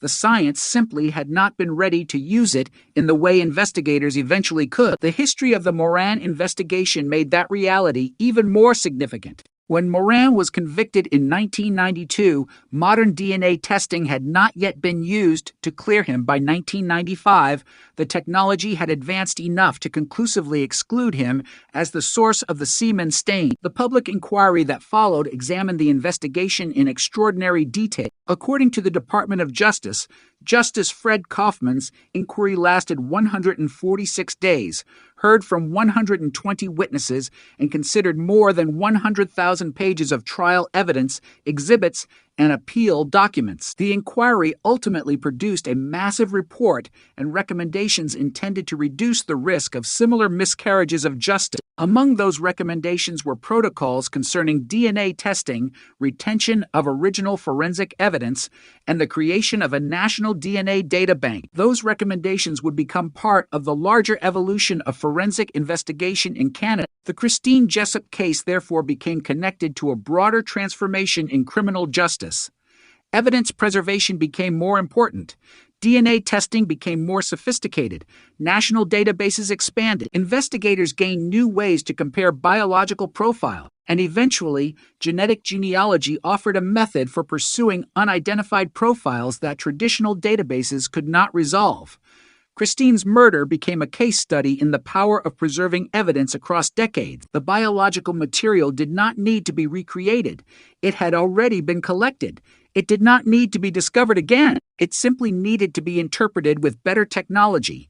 That is one of the strangest realities of cold cases. Sometimes the answer is not missing. Sometimes the answer is sitting inside a box, sealed in a laboratory, waiting for science to become capable of reading it. Christine's DNA was like that. It had already helped prove that Moran was innocent. Decades later, it helped investigators identify Hoover. The evidence had remained consistent while the investigative tools changed around it. By 2020, Toronto police had developed a dedicated cold case capability that incorporated advanced forensic technology and investigative genetic genealogy. The service has since described this work as a combination of experienced investigators, civilian genealogists, analysts, and forensic specialists working together to resolve historical cases. Christine's murder became one of the most significant examples of what that approach could accomplish. Yet even after Hoover was identified, investigators faced the painful reality that he could never stand trial. He had died in 2015, 5 years before the public announcement. There would be no verdict against him. No jury would hear the evidence. No judge would pronounce him guilty. Legally, that distinction mattered. Police could identify him as the person responsible for the DNA and state that they would have arrested him had he been alive, but a criminal conviction was impossible. The final judgment could not come through a courtroom. Instead, investigators had to explain the conclusion through evidence. The DNA was the strongest thread. Genetic genealogy provided the path. Traditional investigative work supplied the context. The identification, therefore, represented a different kind of resolution. It was not a conviction. It was an investigative conclusion supported by forensic evidence. And for Christine's family, that difference could never be insignificant. There was no opportunity to hear Hoover answer questions. There was no chance to learn what he had been thinking. There was no possibility of a confession explaining why Christine was targeted or what happened after she disappeared. There was only the knowledge that the biological evidence had finally led investigators to a specific person. Toronto Police Chief Raymer acknowledged the emotional complexity of that moment. He said there were no winners in the announcement and that it was not a reason to celebrate. The identification could not reverse the events of 1984. It could not bring Christine back. It could, however, represent a major step toward justice for her family. Investigators also met with Christine's mother on the morning of the announcement. They met with Guy Paul Morin as well and shared the new information with him. They also spoke with Justice Fred Kaufman, whose public inquiry had examined the wrongful conviction. That sequence was deeply symbolic. The three people represented different dimensions of the case. Christine's mother represented the family that had lost a child and waited decades for answers. Morin represented the innocent man whose life had been devastated by the original investigation. Kaufman represented the inquiry that had examined how the justice system had failed. And now, finally, investigators had a name for the biological evidence that had remained unexplained for decades. The case had come full circle, but it had not returned to where it began. The investigation now possessed knowledge that nobody in 1984 could have imagined the DNA had survived. The evidence had survived, and the science had caught up. Still, the most haunting question remained. If Calvin Hoover had been known to the Jessup family, and if his DNA had been present in the evidence, why had investigators never identified him during the original investigation? Why had suspicion traveled in one direction while the real offender remained outside the central focus? The answer could never be completely recovered because so much of the original investigative process belonged to a different era and because Hoover himself was gone. But the consequences were visible. An innocent man had been convicted, a real offender had remained unidentified, and a 9-year-old girl had been denied justice for 36 years. That was why the new identification carried such weight. It was not simply the solving of an old murder, it was the correction of an old narrative. The story had once been presented as though investigators had found Christine's killer. They had not. They had found the wrong man now. Decades later, the evidence had rewritten that conclusion. The name attached to the DNA was no longer anonymous. It was Calvin Hoover. But a name alone could not reconstruct Christine's final hour. Investigators still needed to understand what could be learned about Hoover's life, his movements, and his connection to the Jessup family. They needed to examine every remaining fragment of the past because the DNA had answered one devastating question: who was responsible for the biological evidence? But the case still carried another. What exactly happened to Christine on the day she disappeared? 36 years had passed, and the clock could not be turned backward, but the evidence could still move forward. The most important clue in the Christine Jessup investigation had never disappeared. It had simply remained silent. For decades, investigators had known that biological evidence recovered from Christina's underwear belonged to a man other than Guy Paul Morin. That fact had helped destroy the wrongful case against Morin, but it had not immediately produced the identity of the real offender. The profile existed without a name, and the murder remained officially unresolved.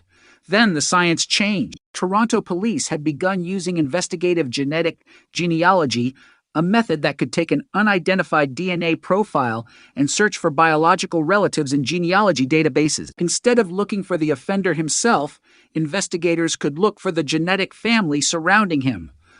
A distant cousin could become the first thread. A family tree could become the map. A name could eventually emerge from generations of relationships. For Christine's case, that possibility represented something extraordinary. The evidence had already survived one of the most consequential failures in Canadian criminal justice. Now it could potentially do something else: identify the person who had escaped detection since 1984. Toronto police later described its cold case unit as a team combining experienced investigators, civilian genealogists, analysts, and advanced forensic technology. The service had adopted investigative genetic genealogy technology in 2019, and that capability would become central to solving historical cases.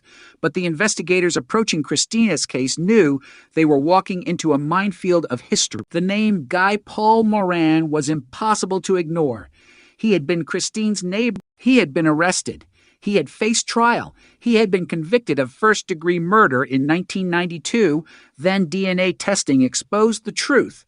He was not the source of the semen stains found on Christine's underwear. On January 23, still 1995, After years of imprisonment and 2 trials, Morin was exonerated. The Canadian Department of Justice later described the case as a major miscarriage of justice and documented the enormous public inquiry that followed. The Kaufman inquiry heard 120 witnesses over 146 days and reviewed more than 100,000 pages of evidence and documents. The lesson was devastating. Investigators could become convinced they had the right person when they did not. A theory could grow stronger even when the evidence underneath it was weak. Once suspicion hardened, information could be interpreted through the theory rather than used to challenge it. That history made the new investigation different from the old one. This time, investigators had a scientific starting point that did not depend upon a witness remembering an event from 1984. The DNA profile was fixed. It did not change because a witness forgot something. It did not change because a theory became popular. It did not change because investigators wanted a particular answer. The biological evidence simply pointed to the person who had left it behind. The task was to discover who that person was. Investigative genetic genealogy offered a path. The unknown profile was compared with genetic information available through genealogy resources. Investigators searched for familial relationships rather than expecting an immediate direct match. The process was painstaking. A relative might be distant. A family might contain hundreds of possible branches. Records had to be examined. Relationships had to be reconstructed. Names had to be tested against geography and history. The goal was not to make an accusation. The goal was to narrow the genetic family tree until investigators could identify a realistic candidate and then independently confirm that candidate through forensic DNA testing. Somewhere inside that enormous network was a man who had been 28 years old when Christine disappeared. His name was Calvin Hoover. Toronto police later announced that Hoover was the person responsible for the DNA sample found on Christina's underwear. He was from Toronto. Police said he was known to the Jessup family at the time of Christine's disappearance, and there was another fact that immediately complicated the investigation. Hoover had died in 2015. The identification therefore arrived 5 years too late for an arrest. There would be no police vehicle pulling up outside Hoover's home.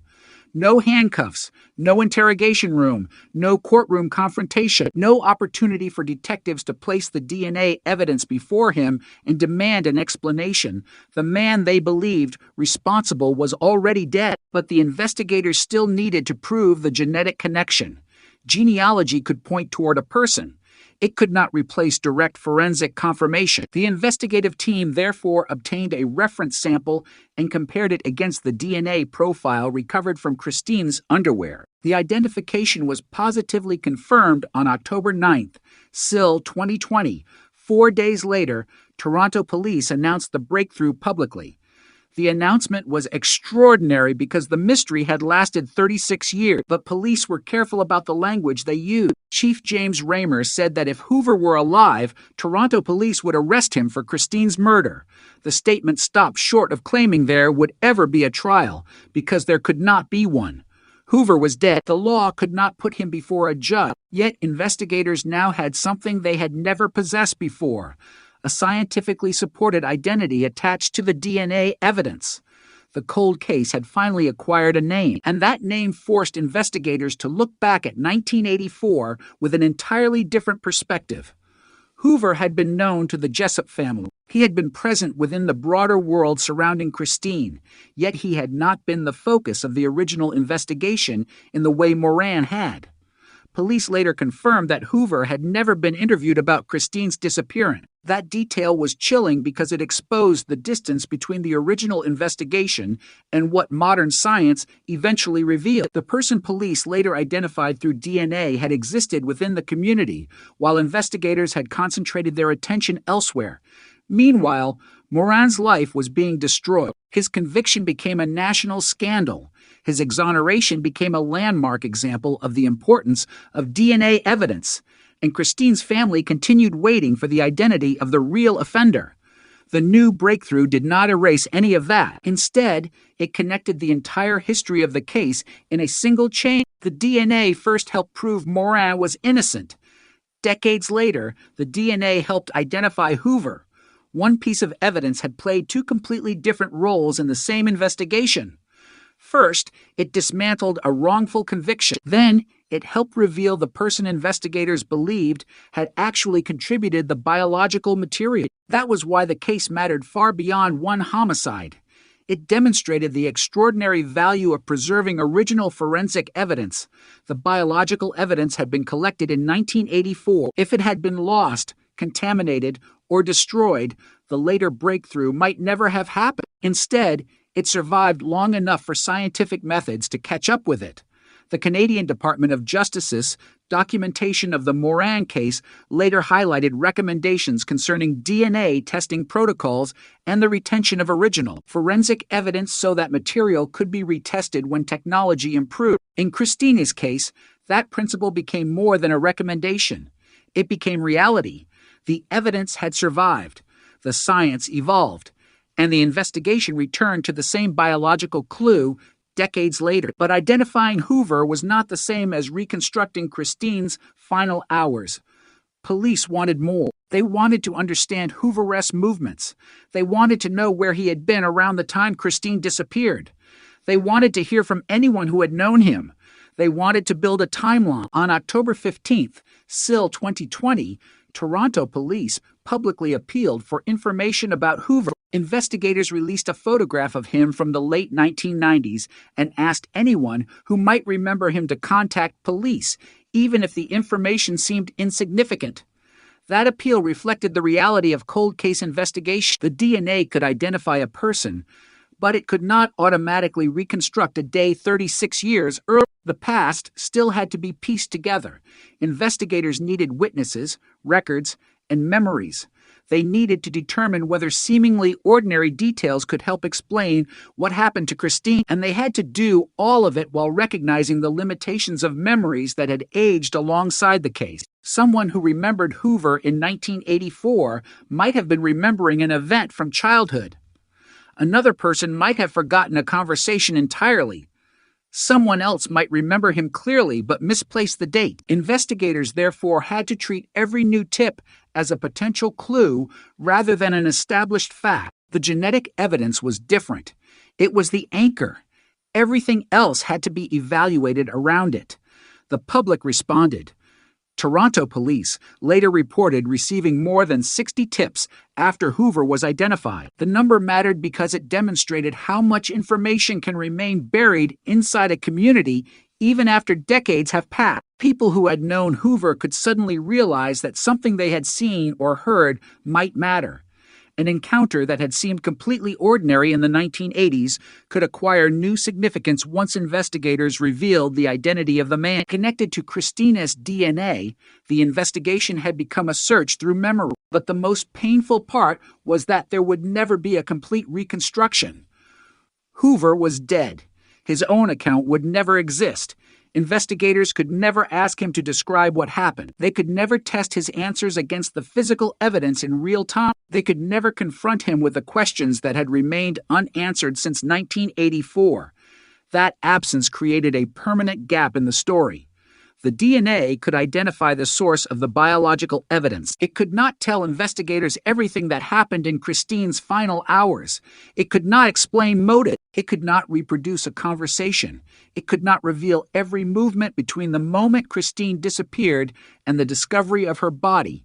It could provide a powerful forensic connection, but the human story still contained shadows. That was why police continued asking questions after the identification. Chief Raymer described the announcement as only the first important answer in an ongoing investigation. There was no celebration. There could not be. Christine was still dead. Her mother had still lost her 9-year-old daughter. Guy Paul Morin had still lost years of his life to a wrongful conviction, and Hoover was still beyond the reach of a courtroom. The identification brought information, not restoration. It could not turn back the clock. It could not give Christine another birthday. It could not erase the years of fear and uncertainty. It could only provide a truth that had been missing. The investigators understood that distinction. They met with Christine's mother before publicly announcing the breakthrough. They also met with Morin and shared the news with him, and they contacted Justice Fred Kaufman, whose inquiry had examined the investigation that led to Morin's wrongful conviction. Those meetings symbolized how many lives had been permanently altered by Christine's murder. Her mother had lost a daughter. Moran had lost years to a conviction that should never have happened. Investigators had inherited a case marked by mistakes and public scrutiny. And now, after 36 years, a genetic profile had finally produced a name. But even with the name, one question remained suspended over everything. What happened to Christine after she left her home? The answer would never come from Hoover himself. It would have to be reconstructed from the evidence and the memories of those who remained. The investigators now possessed the most important breakthrough in the history of the case, but they also inherited a responsibility.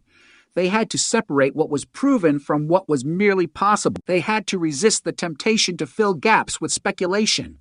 They had to remember the lessons of Guy Paul Moran. The evidence had already shown what could happen when a theory became more important than the truth. This time, the evidence had to remain at the center, and at the center was Christina's DNA, evidence preserved for decades, waiting for science to catch up. 36 years after the little girl disappeared, the mystery was no longer faceless. Calvin Hoover's name had emerged from the genetic trail, but the deeper story of how an investigation could miss the real offender while nearly destroying an innocent man was still unfolding. The case had finally found its answer to the question of identity. Now investigators had to confront everything that answer meant. The name Calvin Hoover changed the direction of the investigation, but it did not erase the darkness surrounding Christine Jessup's final day. For 36 years, the case had been defined by an absence. No identified killer, no complete explanation, and no certainty that the truth would ever emerge. Now investigators had a scientifically confirmed identity connected to the DNA recovered from Christina's underwear.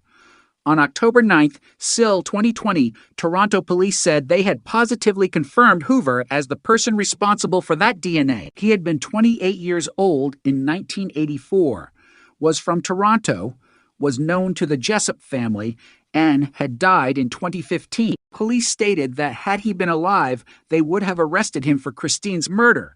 But the announcement immediately created another problem. A DNA identification could establish a biological connection. It could not resurrect a dead suspect. It could not provide investigators with a confession. It could not answer questions that only Hoover himself might have answered. And it could not place him in a courtroom where a jury could hear the evidence and return a verdict. The case had finally reached a point where investigators could name the man they believed responsible, but conventional justice was impossible. That fact made the breakthrough both extraordinary and painfully incomplete. For Christine's family, the news meant that the man connected to the most important physical evidence finally had a name, but the family had already waded through an unimaginable sequence of events. Christine had disappeared in 1984. Her body was found on December 31st of that year in Sunderland, Ontario. She had been stabbed to death, and evidence of sexual assault was found at the crime scene.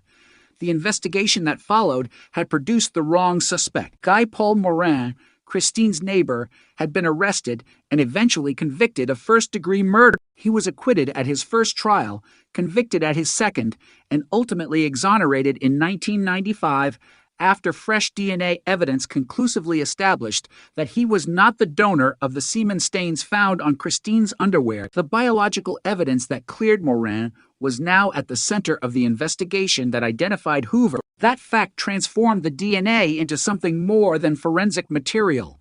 It became the thread connecting two different eras of the case. In one era, the evidence had exposed a wrongful conviction. In another, it helped investigators identify the person responsible for the biological evidence. The same evidence had effectively survived the entire history of the investigation. It had survived the original police theory. It survived Moran's trials. It survived his conviction. It survived his exoneration. It survived the public inquiry that examined the case. And eventually, it entered an entirely new world of forensic science. That evolution was crucial.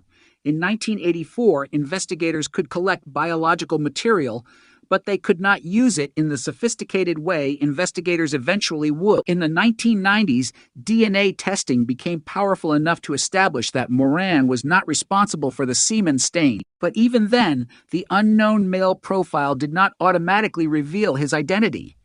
The offender remained an anonymous genetic presence. The case could say, with increasing scientific confidence, that the person responsible was not Moran, but it could not yet say who the person actually was. That changed when investigative genetic genealogy became available. Toronto police had adopted investigative genetic genealogy technology in 2019 and developed a cold case capability combining investigators, civilian genealogists, analysts, and forensic specialists. The service has since described the approach as a way of applying advanced forensic technology and meticulous investigative strategies to historical cases.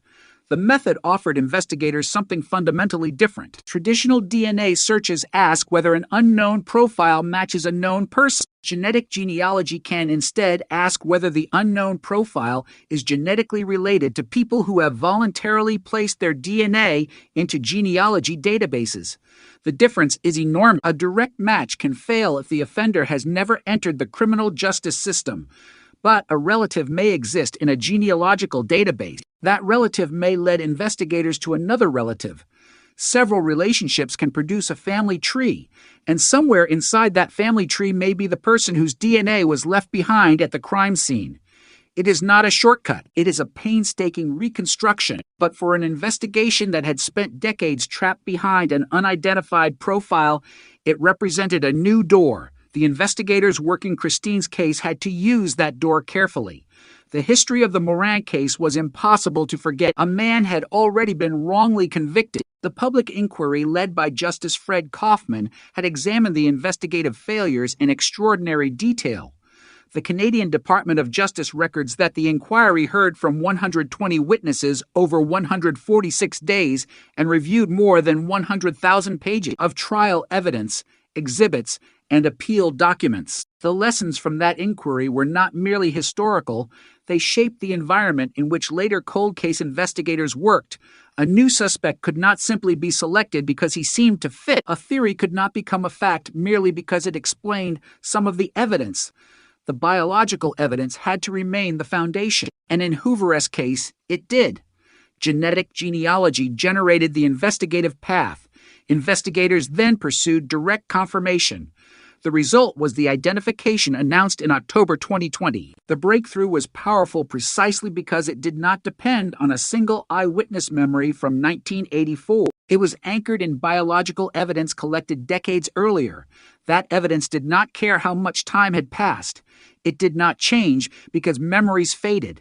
It did not change because investigators retired. It did not change because the community moved forward.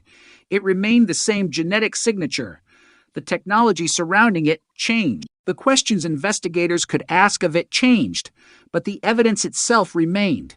And that is one of the most important lessons hidden inside Christine's story. A cold case can look dead while its evidence is still alive. The investigation may stop producing headlines. The detectives may change. The public may lose interest, but a preserved biological sample can continue to carry information for decades. The evidence is waiting for the right scientific method. In Christine's case, that waiting lasted 36 years. Yet once Hoover was identified, investigators faced the difficult task of rebuilding his history. Toronto police asked the public for information about him, specifically seeking details that could help establish a timeline of his whereabouts and the final moments of Christine's life. Police released a photograph of Hoover dating from the late 1990s and asked people to come forward even if the information seemed insignificant. That request revealed something important about the nature of cold case work. Solving a case does not always mean suddenly possessing every answer sometimes. It means moving from one major unknown to a series of smaller unknowns. Investigators had answered the question of whose DNA was present. Now they needed to understand the circumstances around that biological evidence. Who had seen Hoover? Where had he been? What was his routine? What did people remember about him? Had anyone noticed anything unusual in 1984? The public appeal was therefore an attempt to reconstruct a vanished world. 36 years earlier, people might have noticed Hoover without realizing that the detail would someday matter. A neighbor might remember a passing conversation. A friend might remember where he worked. Someone might remember seeing him in a particular place. At the time, those details could have seemed completely ordinary. In 2020, they could become investigative clues. Toronto police later reported receiving more than 60 tips after Hoover was identified, demonstrating the extent to which memories and information about the past could still exist inside the community. Yet there was a limit to what those tips could accomplish. Human memory is imperfect. 36 years can alter perceptions of time, distance, sequence, and significance. A witness may remember an event, but not the date. Another may remember a date, but confuse the circumstances. Investigators therefore had to evaluate every piece of information carefully. The DNA remained the anchor. Everything else had to be tested against it. That was another lesson from the Morin case. The new investigation could not afford to create certainty where the evidence did not support it. Christine's murder had already shown what happened when investigators became too committed to an incorrect theory. This time, the investigators had to distinguish between what the evidence proved and what it merely suggested. The DNA could identify the person responsible for the biological sample. It could not automatically answer every question about Christine's final hours. That distinction was especially important because Hoover could never be questioned. He had died 5 years before police identified him. His absence created a permanent hole in the narrative. There would never be a recorded interrogation, never a statement, never a courtroom testimony, never a cross-examination. Whatever Hoover might have said would remain unknown. Investigators could only work with the evidence and the information left behind by the passage of his life. That made the public appeal even more important. If Hoover could not speak, perhaps someone who had known him could provide a missing piece. Perhaps someone remembered an encounter that had seemed irrelevant for decades. Perhaps an old record could establish where he was. Perhaps an overlooked connection could help explain how Christine and Hoover's paths intersected. The investigation, therefore, moved into a strange space between forensic science and history. Investigators were no longer simply examining a crime scene. They were examining a life that had ended years earlier and a community whose memories stretched back to 1984. They were searching for fragments that could be assembled into a timeline. And while they worked, the significance of the identification continued to spread beyond Christine's family. Guy Paul Morin was also part of the story. Toronto police said investigators met with Morin on the morning of the public announcement and shared the news with him. They also spoke with Justice Fred Kaufman, whose inquiry had examined the circumstances surrounding Morin's wrongful conviction. The meeting with Morin was particularly powerful. For years, he had lived with the consequences of being treated as Christine's killer. His name had become synonymous with a crime he did not commit. DNA eventually cleared him, but clearing an innocent person does not automatically restore the life they lost. The public announcement that another man had been identified as the source of the DNA offered a form of confirmation that had been absent for decades. It demonstrated that the investigation had not simply failed to prove Morin's guilt. It had been looking at the wrong person now. The biological evidence pointed elsewhere. The implications were enormous. Christine's case had once been presented as a solved murder with a conviction now. It was a solved murder in an entirely different sense, with the original conviction exposed as a devastating error and a different man identified through DNA. The distinction between those two versions of the case was the difference between assumption and evidence.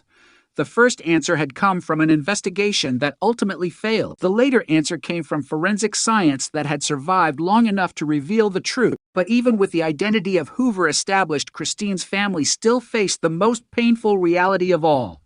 Knowing who police believed responsible could not change what had happened to Christine. She was still 9 years old forever. She would never grow older. She would never leave home, graduate, build a career, or create a family of her own. 36 years had passed for everyone else. They had not passed for her. Her family had aged. The investigators had aged. Morin had aged. The technology had transformed. The world had changed. Christine remained frozen at the moment her life ended. That is why the word solved can never fully describe what happens in a cold case. A solved case means investigators have reached an answer supported by evidence. It does not mean the victim has been restored. It does not mean the family has forgotten. It does not mean the years disappear. And it does not mean every question has an answer. In Christine's case, the identification of Hoover represented a major step forward, exactly as Chief Raymer said. But it was not a celebration. Police explicitly emphasized that there were no winners in the announcement and that nothing could reverse the events of 36 years earlier. The words carried unusual weight because the case had already demonstrated how much damage an incorrect answer could cause. This time, investigators were determined to let the evidence speak. The DNA had spoken first.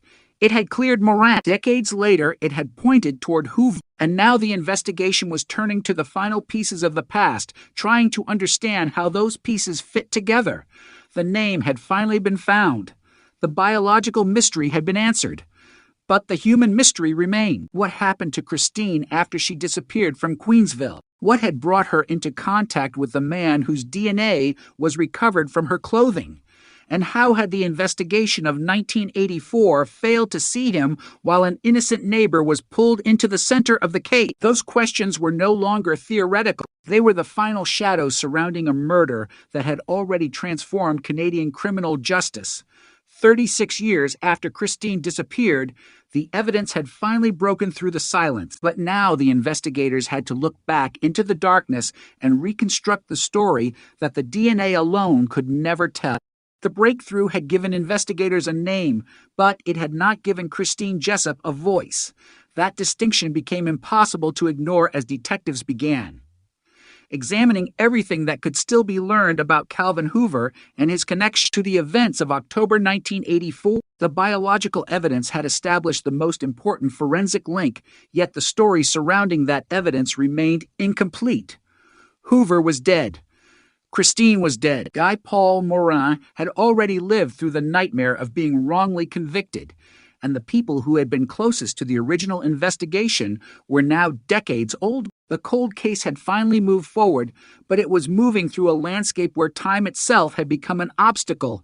Investigators were no longer simply looking at evidence from a crime scene. They were looking at fragments of a vanished world. The streets had changed. People had moved. Memories had faded. Some witnesses were no longer alive, yet the DNA remained. It had survived all of it. That was why the identification of Hoover carried such extraordinary weight. Toronto police said the DNA recovered from Christine's underwear was positively identified as belonging to Hoover. The confirmation came on October 9th, SIL 2020, and police publicly announced the identification 6 days later. Hoover had been 28 years old when Christine was murdered, was from Toronto, and was known to the Jessup family. He died in 2015. Police stated that if he had been alive, he would have been arrested for Christine's murder. The statement was deliberately precise. Investigators were not pretending that a dead man could be prosecuted. They were describing what the evidence meant. A biological profile recovered from the victim had been traced through investigative genetic genealogy and then directly confirmed. The unknown offender had become an identified person, but the investigation still had to examine what that identification meant in the context of Christine's disappearance. Police appealed to the public for information about Hoover and released a photograph of him from the late 1990s. They wanted people who had known him to come forward. They wanted to reconstruct his movements and understand what he had been doing around the time Christine disappeared. The appeal was not simply a search for witnesses to the murder. 36 years had passed. Investigators knew that direct eyewitness evidence might no longer exist. Instead, they were searching for pieces of the timeline. The goal was to understand Hoover's life in 1984 and determine what could still be established about his whereabouts, relationships, and activity. More than 60 tips were received after the public identification, according to Toronto police. That response showed how much information can remain buried in a community even after decades. People may forget an event until a name appears on television. A photograph can trigger recognition. A former acquaintance may suddenly remember a conversation. A person who once knew Hoover may realize that a detail they considered meaningless could have relevance to a homicide investigation. Cold cases often depend on that strange collision between memory and time. The public remembers fragments. Investigators try to determine which fragments can be verified. The challenge is that memory is not evidence simply because someone remembers something strongly. Investigators must compare recollections against records, dates, locations, and the physical evidence. In Christina's case, the DNA was the foundation against which everything else could be evaluated. The history of the investigation made that discipline essential. Guy Paul Morin had once been at the center of the case because investigators believed he was responsible. The evidence ultimately proved that conclusion wrong. Morin had been convicted of first-degree murder at his second trial, but DNA testing established that he was not the source of the semen stains found on Christine's underwear. He was exonerated in January 1995. The case became one of Canada's most important examples of wrongful conviction, and Justice Fred Kaufman's public inquiry examined how the investigation and prosecution had gone wrong. The inquiry heard 120 witnesses over 146 days and reviewed more than 100,000 pages of material. Its conclusions became part of a larger national discussion about eyewitness evidence, investigative tunnel vision, forensic testing, disclosure, and the preservation of biological evidence. Those lessons were still relevant when Toronto police began applying genetic genealogy to the case. The new investigators were effectively inheriting the mistakes of the past. They had to solve the murder without creating another injustice. That meant keeping the distinction between a lead and proof absolutely clear. Genetic genealogy could point toward a family. It could suggest a candidate. But the candidate needed to be tested through traditional forensic DNA methods. Hoover-esque identification was therefore not based solely on genealogical inference. The direct comparison confirmed that he was the source of the DNA recovered from Christine's underwear. That confirmation was what transformed a genealogical lead into a forensic identification. It was the moment the decades-old mystery acquired a scientifically supported name. Yet the name itself raised disturbing questions. Hoover had been known to the Jessup family. Police later stated that he had never been interviewed about Christine's disappearance.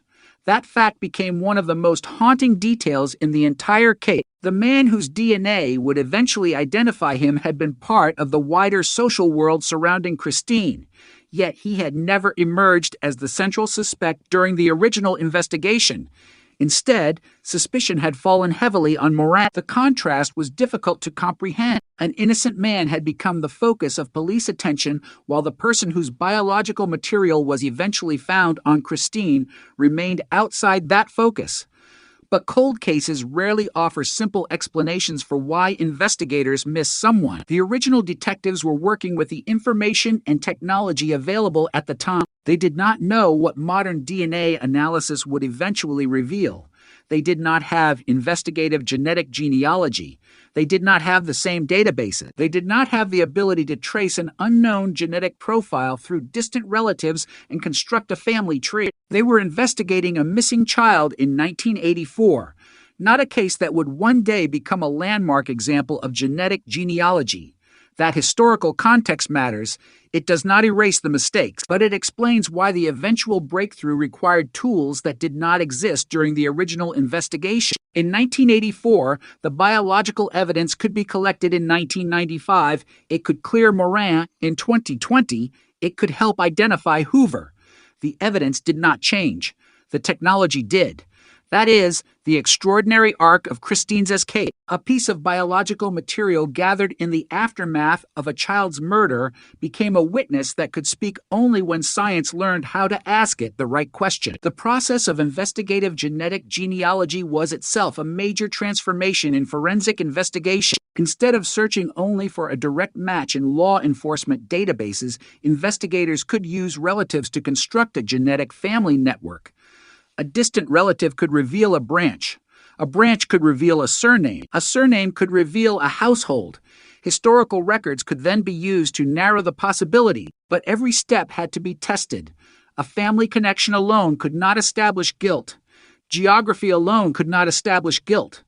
Opportunity alone could not establish guilt. The DNA had to provide the final confirmation. In Christine's case, that confirmation existed. The unknown male profile had become Calvin Hoover. Yet investigators still wanted to know what could be learned about the years between 1984 and 2015. Hoover had lived for decades after Christina's murder. What had he done? Where had he lived? Who had known him? Had anyone ever suspected him? Had anyone ever noticed something strange? These questions could not be answered by DNA. They required people. They required records. They required the painstaking reconstruction of an ordinary life that had suddenly become the center of a historic homicide investigation. Toronto Police's appeal for information was therefore an attempt to reach backward through time. The photograph released to the public showed Hoover decades after the murder, but investigators hoped that someone would recognize the face and remember the person behind it. A former friend might recognize him. A former colleague might recognize him.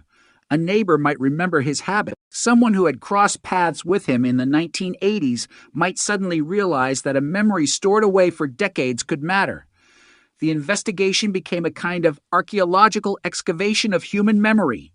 The crime itself had happened in 1984, but the information needed to understand it might have been scattered across the following 36 years.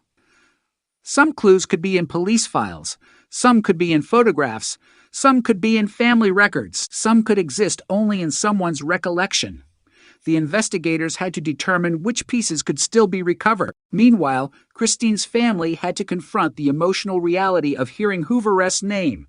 For decades, they had lived without knowing who was responsible. They had endured the agony of the original investigation, the shock surrounding Moran's conviction, and the eventual realization that the wrong man had been accused. The new identification was therefore not a simple ending. It was another collision with the past.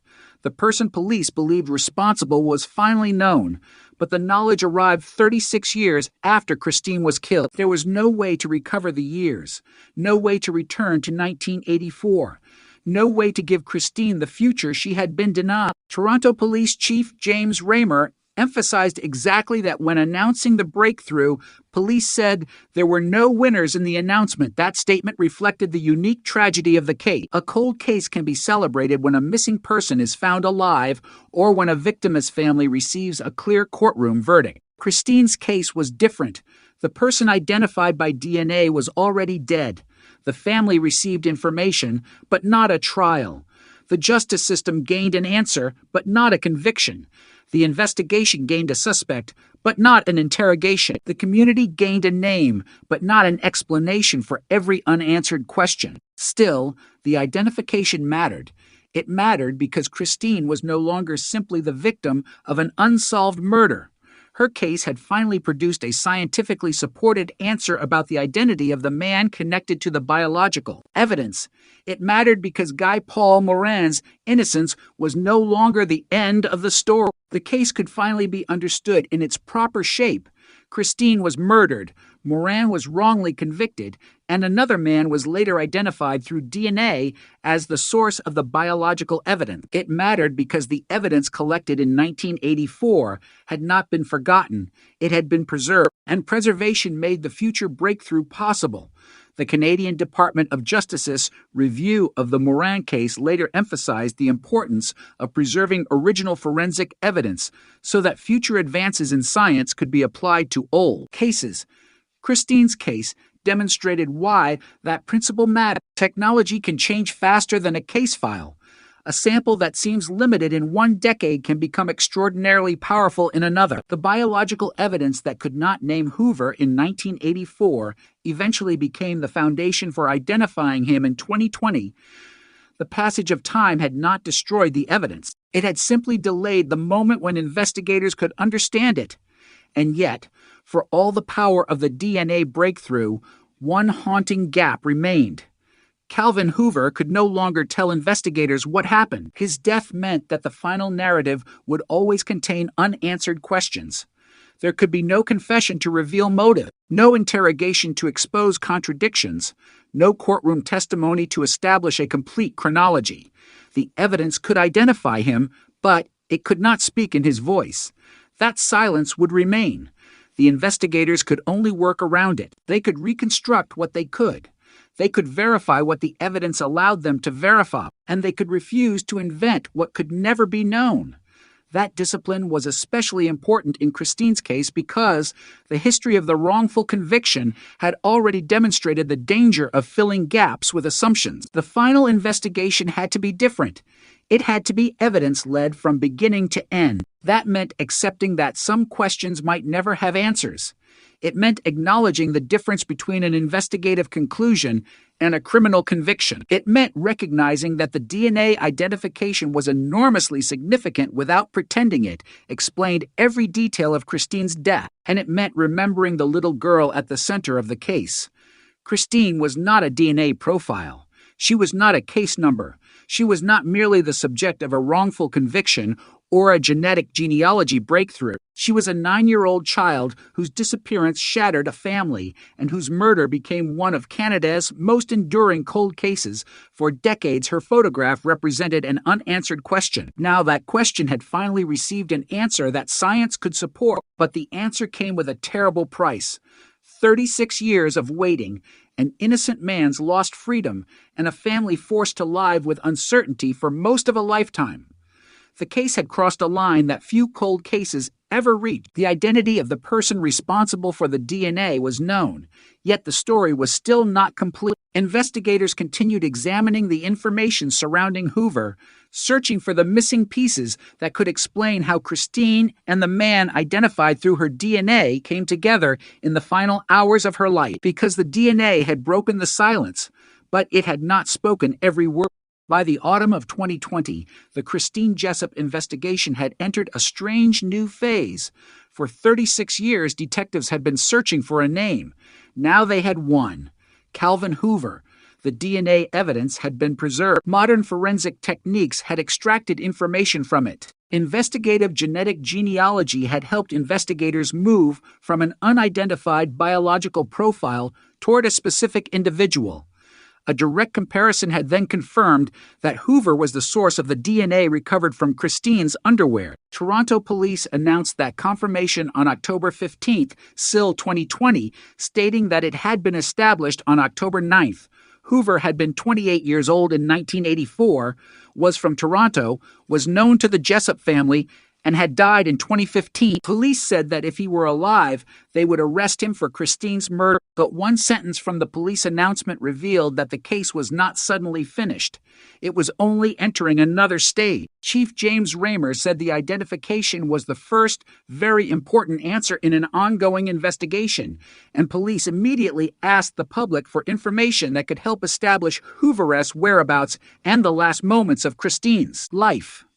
The message was clear. DNA had answered the question of identity, but investigators still wanted to reconstruct the story.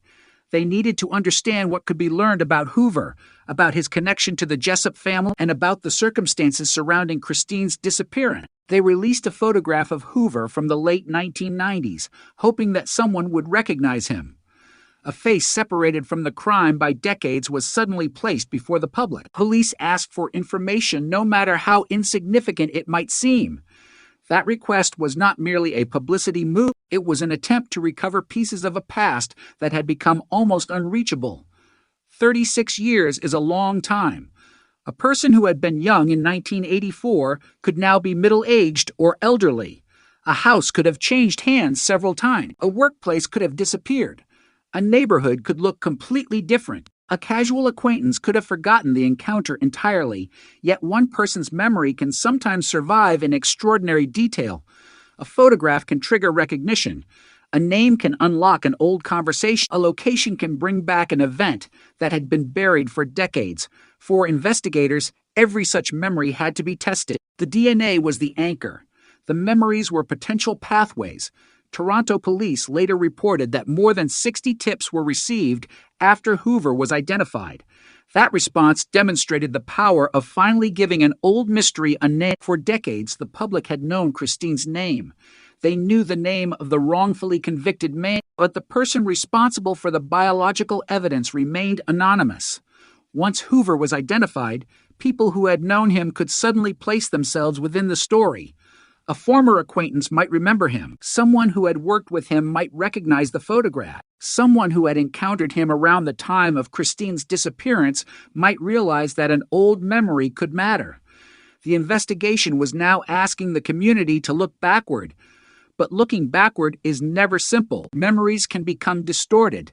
Dates can blur. People can unconsciously reconstruct events based on information learned later. Investigators, therefore, had to be careful not to treat every recollection as fact. That caution was especially important in a case already marked by one of the most serious wrongful convictions in Canadian history. Guy Paul Morin had been arrested and convicted for Christine's murder, only to be exonerated after DNA testing proved that he was not the donor of the semen stains found on her underwear. The Department of Justice later documented the enormous Kaufman inquiry into the case, which heard from 120 witnesses over 146 days and examined more than 100,000 pages of evidence and documents. The consequences of that history could not be ignored. Any new theory had to be supported by evidence. Any new suspect had to be tested. Any apparent connection had to be examined without allowing investigators to become emotionally attached to a conclusion.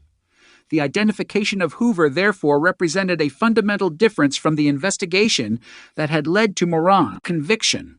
The new conclusion did not begin with a person in search for evidence. It began with evidence and searched for the person. That reversal was crucial. The biological material had existed independently of any suspect. Investigators did not have to decide whose behavior seemed suspicious and then attempt to fit the DNA around that theory. Instead, the DNA profile itself became the starting point. Genetic genealogy helped investigators trace the biological relationship. Then forensic testing confirmed the result. The science led. The theory followed. That distinction became one of the defining lessons of Christine's case. Yet the identification of Hoover also created a disturbing realization. Police said he had been known to the Jessup family at the time Christine disappeared. He was not simply an unknown man who had somehow existed far outside the family's world. He was connected to the same broader social environment. And according to Toronto police, Hoover had never been interviewed about Christine's disappearance. The implication was difficult to escape. The real offender had not been identified during the original investigation, while suspicion had focused intensely on Morin. That contrast became even more painful because Morin had lived through the consequences personally. He had been the subject of the investigation. He had been arrested. He had faced 2 trials. He had been convicted. And only years later did DNA establish what should have been clear. He was not responsible for the biological evidence. When Toronto police prepared to announce Hoover's identification in 2020, investigators met with Morin that morning and shared the news with him. They also met with Christine's mother. Police contacted Justice Fred Kaufman as well because of his role in examining the original investigation. The sequence was deeply symbolic. The family received the long-awaited identity. The man who had wrongly carried the burden of the murder was told that another person had been identified, and the judge who had investigated the miscarriage of justice was personally informed that the case had finally moved forward. It was as though 3 separate chapters of the same tragedy were suddenly connected. Christine's family represented the victim. Morin represented the failure of the original investigation. Hoover represented the answer that had remained hidden. But even then, the case could not provide everything a conventional prosecution might have provided. Hoover was dead. His death in 2015 meant that no arrest could occur. No trial could be held. No jury could hear the evidence and return a verdict. No judge could sentence him. No prosecutor could question him about Christine. The investigation had reached the identity of the man police believed responsible, but the criminal justice process could not continue in its ordinary form. That made the distinction between identified and convicted critically important. Police could state that they would have arrested Hoover if he were alive. They could explain the DNA evidence. They could describe the investigative genealogy process. But there could be no criminal conviction after his death. The case therefore ended in a different kind of resolution. It was forensic rather than judicial, scientific rather than courtroom-based. The evidence could speak about identity, but it could not create a trial, and perhaps the most painful part of that limitation was the absence of a confession. Christine's family would never hear Hoover explain what happened.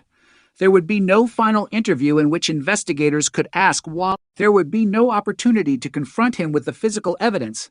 There would be no chance to compare his version of events against the forensic record. His death left those questions permanently unanswered. That silence made the public appeal even more important. If Hoover could not speak, perhaps people who had known him could provide information. Perhaps someone could establish where he had been.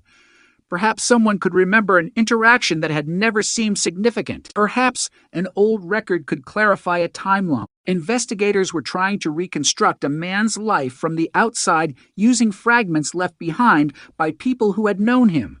That is one of the most difficult tasks in a historical homicide investigation. The investigator is no longer walking into the present. The investigator is walking into a past that no longer physically exists. The streets may remain, but the people have changed. The buildings may remain, but their interiors are different. The memories remain, but they are filtered through decades of experience. And yet, sometimes the evidence from the past is stronger than memory. A biological sample can remain unchanged. A document can preserve a date. A photograph can preserve a face. A record can establish a location. The challenge is to connect these fragments without inventing the missing pieces. Christine's case demanded exactly that discipline. The DNA was extraordinarily powerful, but it could not tell investigators everything. It could establish that Hoover was the source of the biological material. It could not independently describe every event surrounding Christine's death. It could not reveal motive. It could not reproduce the final conversation between victim and offender. It could not tell investigators what Hoover was thinking. Those limitations had to be acknowledged. A cold case can be solved in one dimension while remaining mysterious in another. The identity can be established while motive remains unknown. The forensic link can be confirmed while the complete timeline remains incomplete. The person responsible can be identified while the family is still left with questions that no laboratory can answer.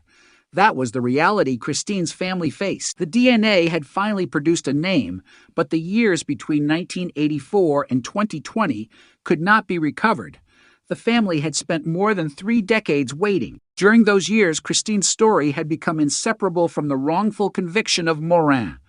Her murder had changed the lives of people who had never expected to become part of a national criminal justice controversy. It had also helped expose weaknesses in investigative practices and contributed to broader reforms surrounding forensic evidence. The Kaufman Inquiry examined the case in extraordinary depth, and its recommendations included measures related to DNA testing and the preservation of original forensic evidence. That preservation became crucial decades later. The biological evidence collected in the aftermath of Christine's murder survived long enough to be examined with methods that investigators in 1984 could not have imagined. Toronto police later described its cold case unit as combining investigators, civilian genealogists, and analysts with advanced forensic technology and investigative genetic genealogy. The service has credited that approach with solving historical cases across Ontario. Christine's murder was one of the cases that demonstrated the potential of the technology, but the science itself was not magic. It required old evidence to be preserved. It required a usable genetic profile. It required genealogical analysis. It required investigators capable of building and testing family trees, and it required traditional forensic confirmation before the final identification could be made. Every step mattered. Remove one step, and the chain could break. That was why the breakthrough felt almost impossible when viewed from 1984. At the beginning of the case, nobody could have predicted that the answer would eventually come from a technology that could trace an unknown DNA profile through distant relatives. Nobody could have predicted that the biological material would survive 36 years. Nobody could have predicted that the man ultimately identified would already be dead when the answer arrived. Yet that was exactly what happened. The case had become a collision between old evidence and new science. And as investigators continued examining Hoover's history, another realization emerged. The most important evidence had never been the rumors, the theories, or the suspicions. It had been the physical evidence collected after Christine's murder. That evidence had already spoken once, when it helped prove Morin was innocent. Now it had spoken again when it identified Hoover. 2 decades apart, it had challenged the assumptions of the investigation. First, it said, "This man is not the source." Later, it said, "This is the man whose DNA is present." The progression was remarkable, but there was still a question hanging over the case that no DNA profile could answer. Why had the investigation taken so long to reach this point? Why had an innocent man been convicted? Why had Hoover remained outside the central focus? And what could modern investigators learn from those failures? The answers mattered because Christine's murder was no longer simply a cold case. It had become a warning about what can happen when investigators become convinced they have the right answer too early. The original case demonstrated the danger of tunnel vision. The later investigation demonstrated the value of evidence-led inquiry. One approach nearly destroyed an innocent man. The other finally identified the person connected to the biological evidence, and somewhere between those two investigations was the real lesson. The truth had not changed. Only the ability to reach it had changed. Christine's DNA had been telling the same story all along. The world simply had not yet learned how to listen. By 2020, investigators could finally hear it. But even then, the story did not end with a name. Because the final mystery was not simply who Hoover was, it was how his path had crossed Christine's, what happened during those final hours, and why the evidence that ultimately identified him had remained hidden for more than 3 decades. The answers would have to be assembled carefully, piece by piece, without the man himself ever speaking. The DNA had opened the door. The investigation still had to walk through it. The identification of Calvin Hoover did not erase the uncertainty surrounding Christine Jessepes' final hours. It intensified it. For the first time, investigators could look at the case knowing the identity of the man whose DNA had been recovered from Christine's underwear. But that knowledge came without the one thing detectives would normally want most: a living suspect who could be questioned. Hoover had died in 2015. By the time Toronto police publicly identified him in October 2020, the person at the center of the forensic evidence was beyond the reach of an interrogation room, beyond the possibility of arrest, and beyond a courtroom. The investigation therefore had to reconstruct the past without the cooperation of the person believed responsible. That was an extraordinary challenge. 36 years earlier, Christine had disappeared. Her body was found on December 31st, SIL 1984, in Sunderland, Ontario. She had been stabbed to death, and forensic evidence showed that she had been sexually assaulted. The biological evidence recovered from her underwear became one of the most important pieces of evidence in the entire case. It eventually helped establish that Guy Paul Morin was not the source of the semen stain, contributing to his exoneration in 1995. Decades later, the same evidence helped identify Hoover through investigative genetic genealogy and direct forensic confirmation. The significance of that sequence is difficult to overstate. One piece of evidence had first helped reveal that the investigation had convicted the wrong man. Then, after decades of technological development, it helped reveal the identity of the man police believed had actually contributed the biological material. It was almost as though the evidence had been waiting in silence while the investigation changed around it. But DNA could not explain everything. It could tell investigators whose biological material was present. It could not automatically reconstruct the circumstances under which that material came to be there. It could not tell them every movement Christine made. It could not tell them what Hoover was thinking. It could not provide a confession. And because Hoover was dead, there would never be an opportunity to obtain one. This was why Toronto police continued asking the public for information after the identification. Investigators wanted to establish Hoover's whereabouts and understand the circumstances surrounding Christine's disappearance. Police released a photograph of Hoover from the late 1990s and asked anyone who knew him to come forward. The appeal transformed the investigation into a search through memory. For decades, people may have carried ordinary memories of Hoover without knowing they were connected to a murder investigation. A former friend might remember a particular location. A colleague might remember a schedule. A neighbor might remember a vehicle or a conversation. A person who had encountered him casually might suddenly realize that the detail they had forgotten could help detectives reconstruct the path. More than 60 tips reportedly reached police after the public announcement. Each one had to be examined carefully. The investigators were not simply collecting stories. They were testing them. They had to distinguish between information that could be corroborated and information that existed only as memory. That distinction mattered because the history of the case had already shown what could happen when suspicion became stronger than evidence. Guy Paul Morin had been a neighbor of Christine. He became a suspect. He was eventually convicted of first-degree murder, but DNA testing later proved that he was not the donor of the semen stains found on Christine's underwear. His exoneration became a defining Canadian miscarriage of justice case. The Department of Justice later documented the enormous inquiry that examined the investigation, including testimony from 120 witnesses and a review of more than 100,000 pages of material. The lessons were profound. Evidence could be misunderstood. Investigators could become trapped inside a theory. Witness recollections could be interpreted in ways that reinforce suspicion. And once a narrative became established, contradictory evidence could struggle to break through. The later investigation into Christine's murder, therefore, had to avoid those dangers.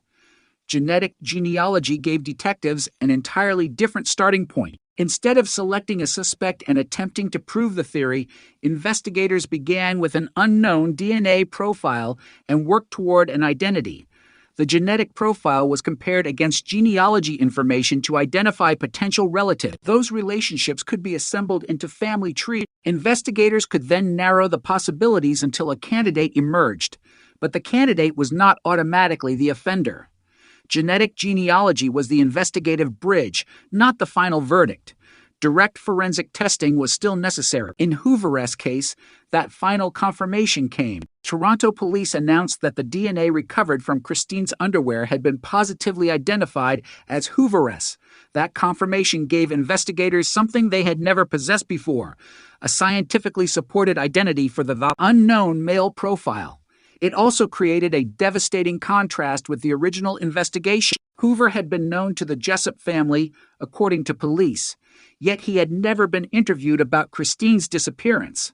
The implication was unsettling. The person whose DNA would eventually identify him had been part of the broader social environment surrounding the victim, but the investigation had not focused on him. Instead, the case had moved toward Morin. That path eventually produced a wrongful conviction, and while Morin was fighting to prove his innocence, the biological evidence that could identify the real offender remained anonymous. The passage of time changed the situation. By 2020, the original investigators were no longer necessarily available to answer every question. Some had retired, some had died, records remained, but personal recollections were disappearing.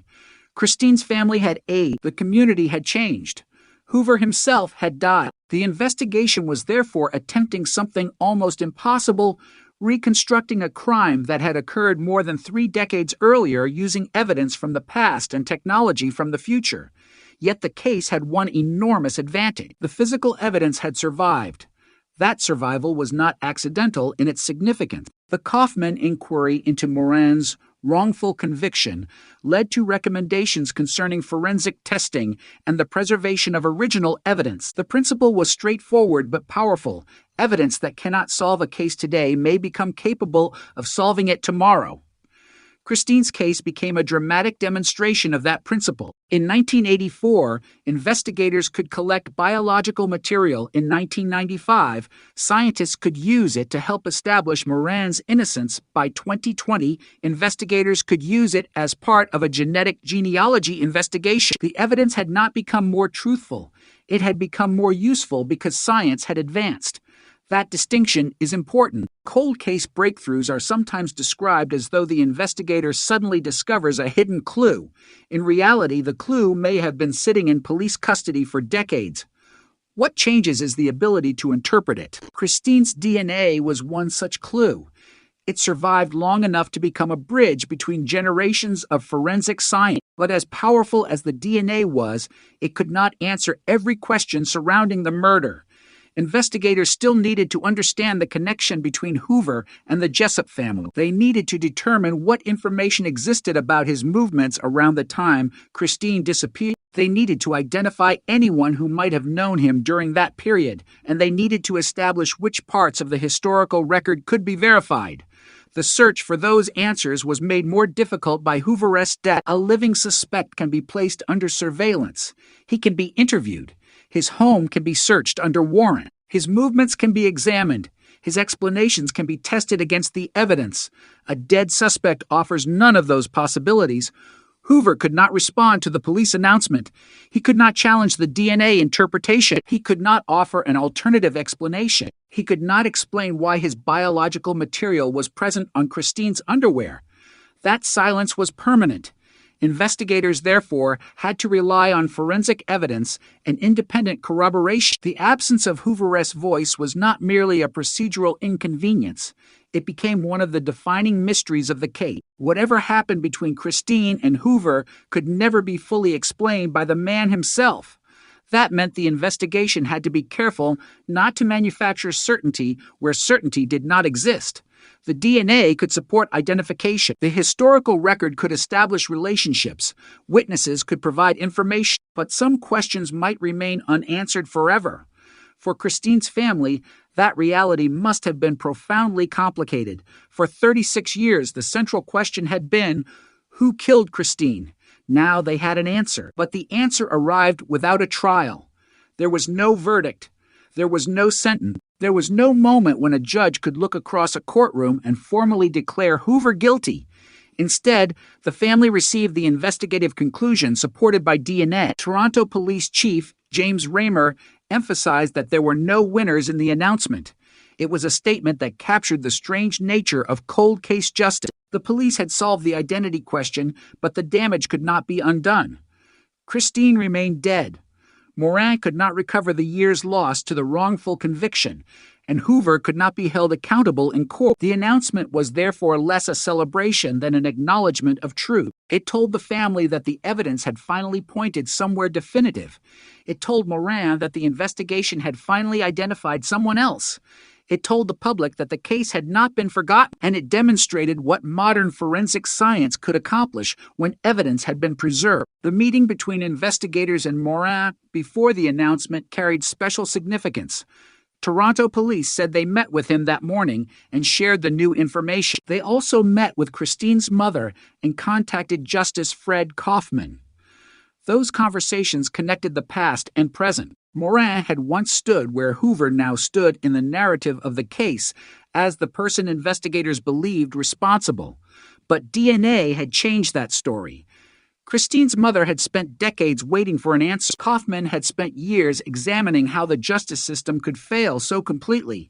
Now the case had produced a new conclusion. The same evidence that had exposed the original mistake had eventually helped identify the person police believed responsible. It was a remarkable example of forensic evidence correcting history.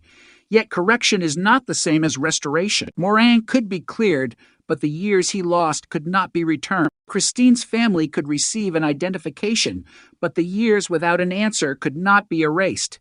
The case could be resolved in an investigative sense, but the unanswered human questions could remain. That is why the word solved carries so much complexity in a case like this. A murder can be solved even when the full story remains incomplete. A suspect can be identified without a conviction. A family can receive an answer without receiving every detail they wanted. A forensic mystery can end while an emotional mystery continues. Christine's case contained all of those contradictions, and beneath them was the same haunting fact. She was 9 years old when her life ended. 36 years later, the technology used to identify the man connected to her DNA did not exist when she was alive. The investigators who finally made the breakthrough were working with tools that could not have been imagined during the original search. Genetic genealogy had transformed an anonymous profile into a family connection.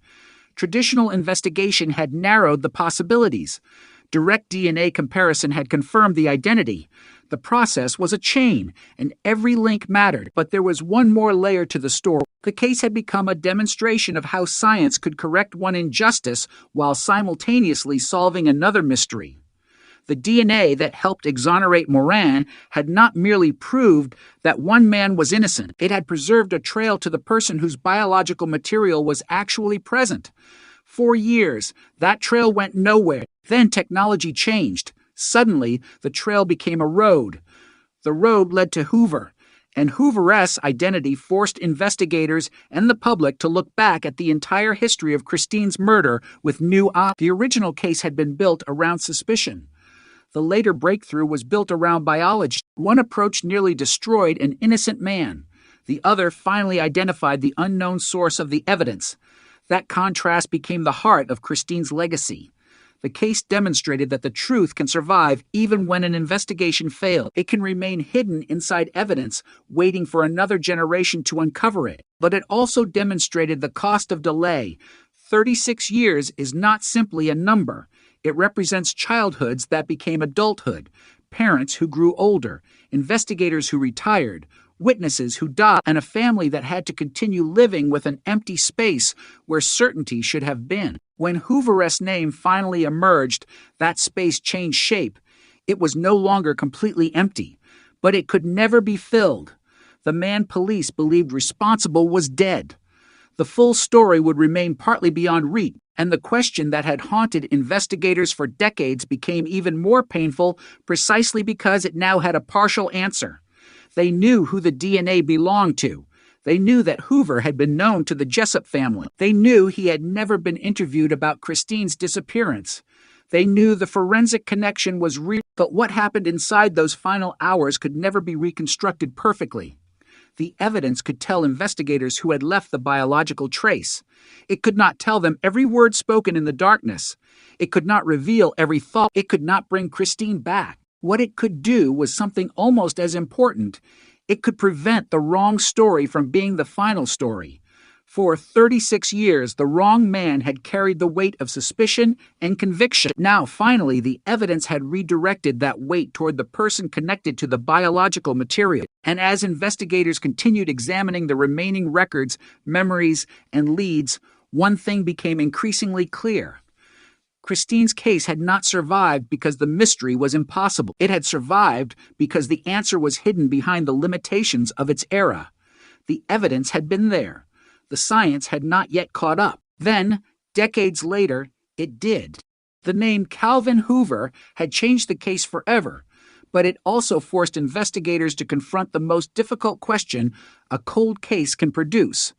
What can still be proven when the person believed responsible has been dead for years? By the time Toronto police publicly identified Hoover in October 2020, he had already been dead since 2015. There would be no arrest, no interrogation, no courtroom, no confession.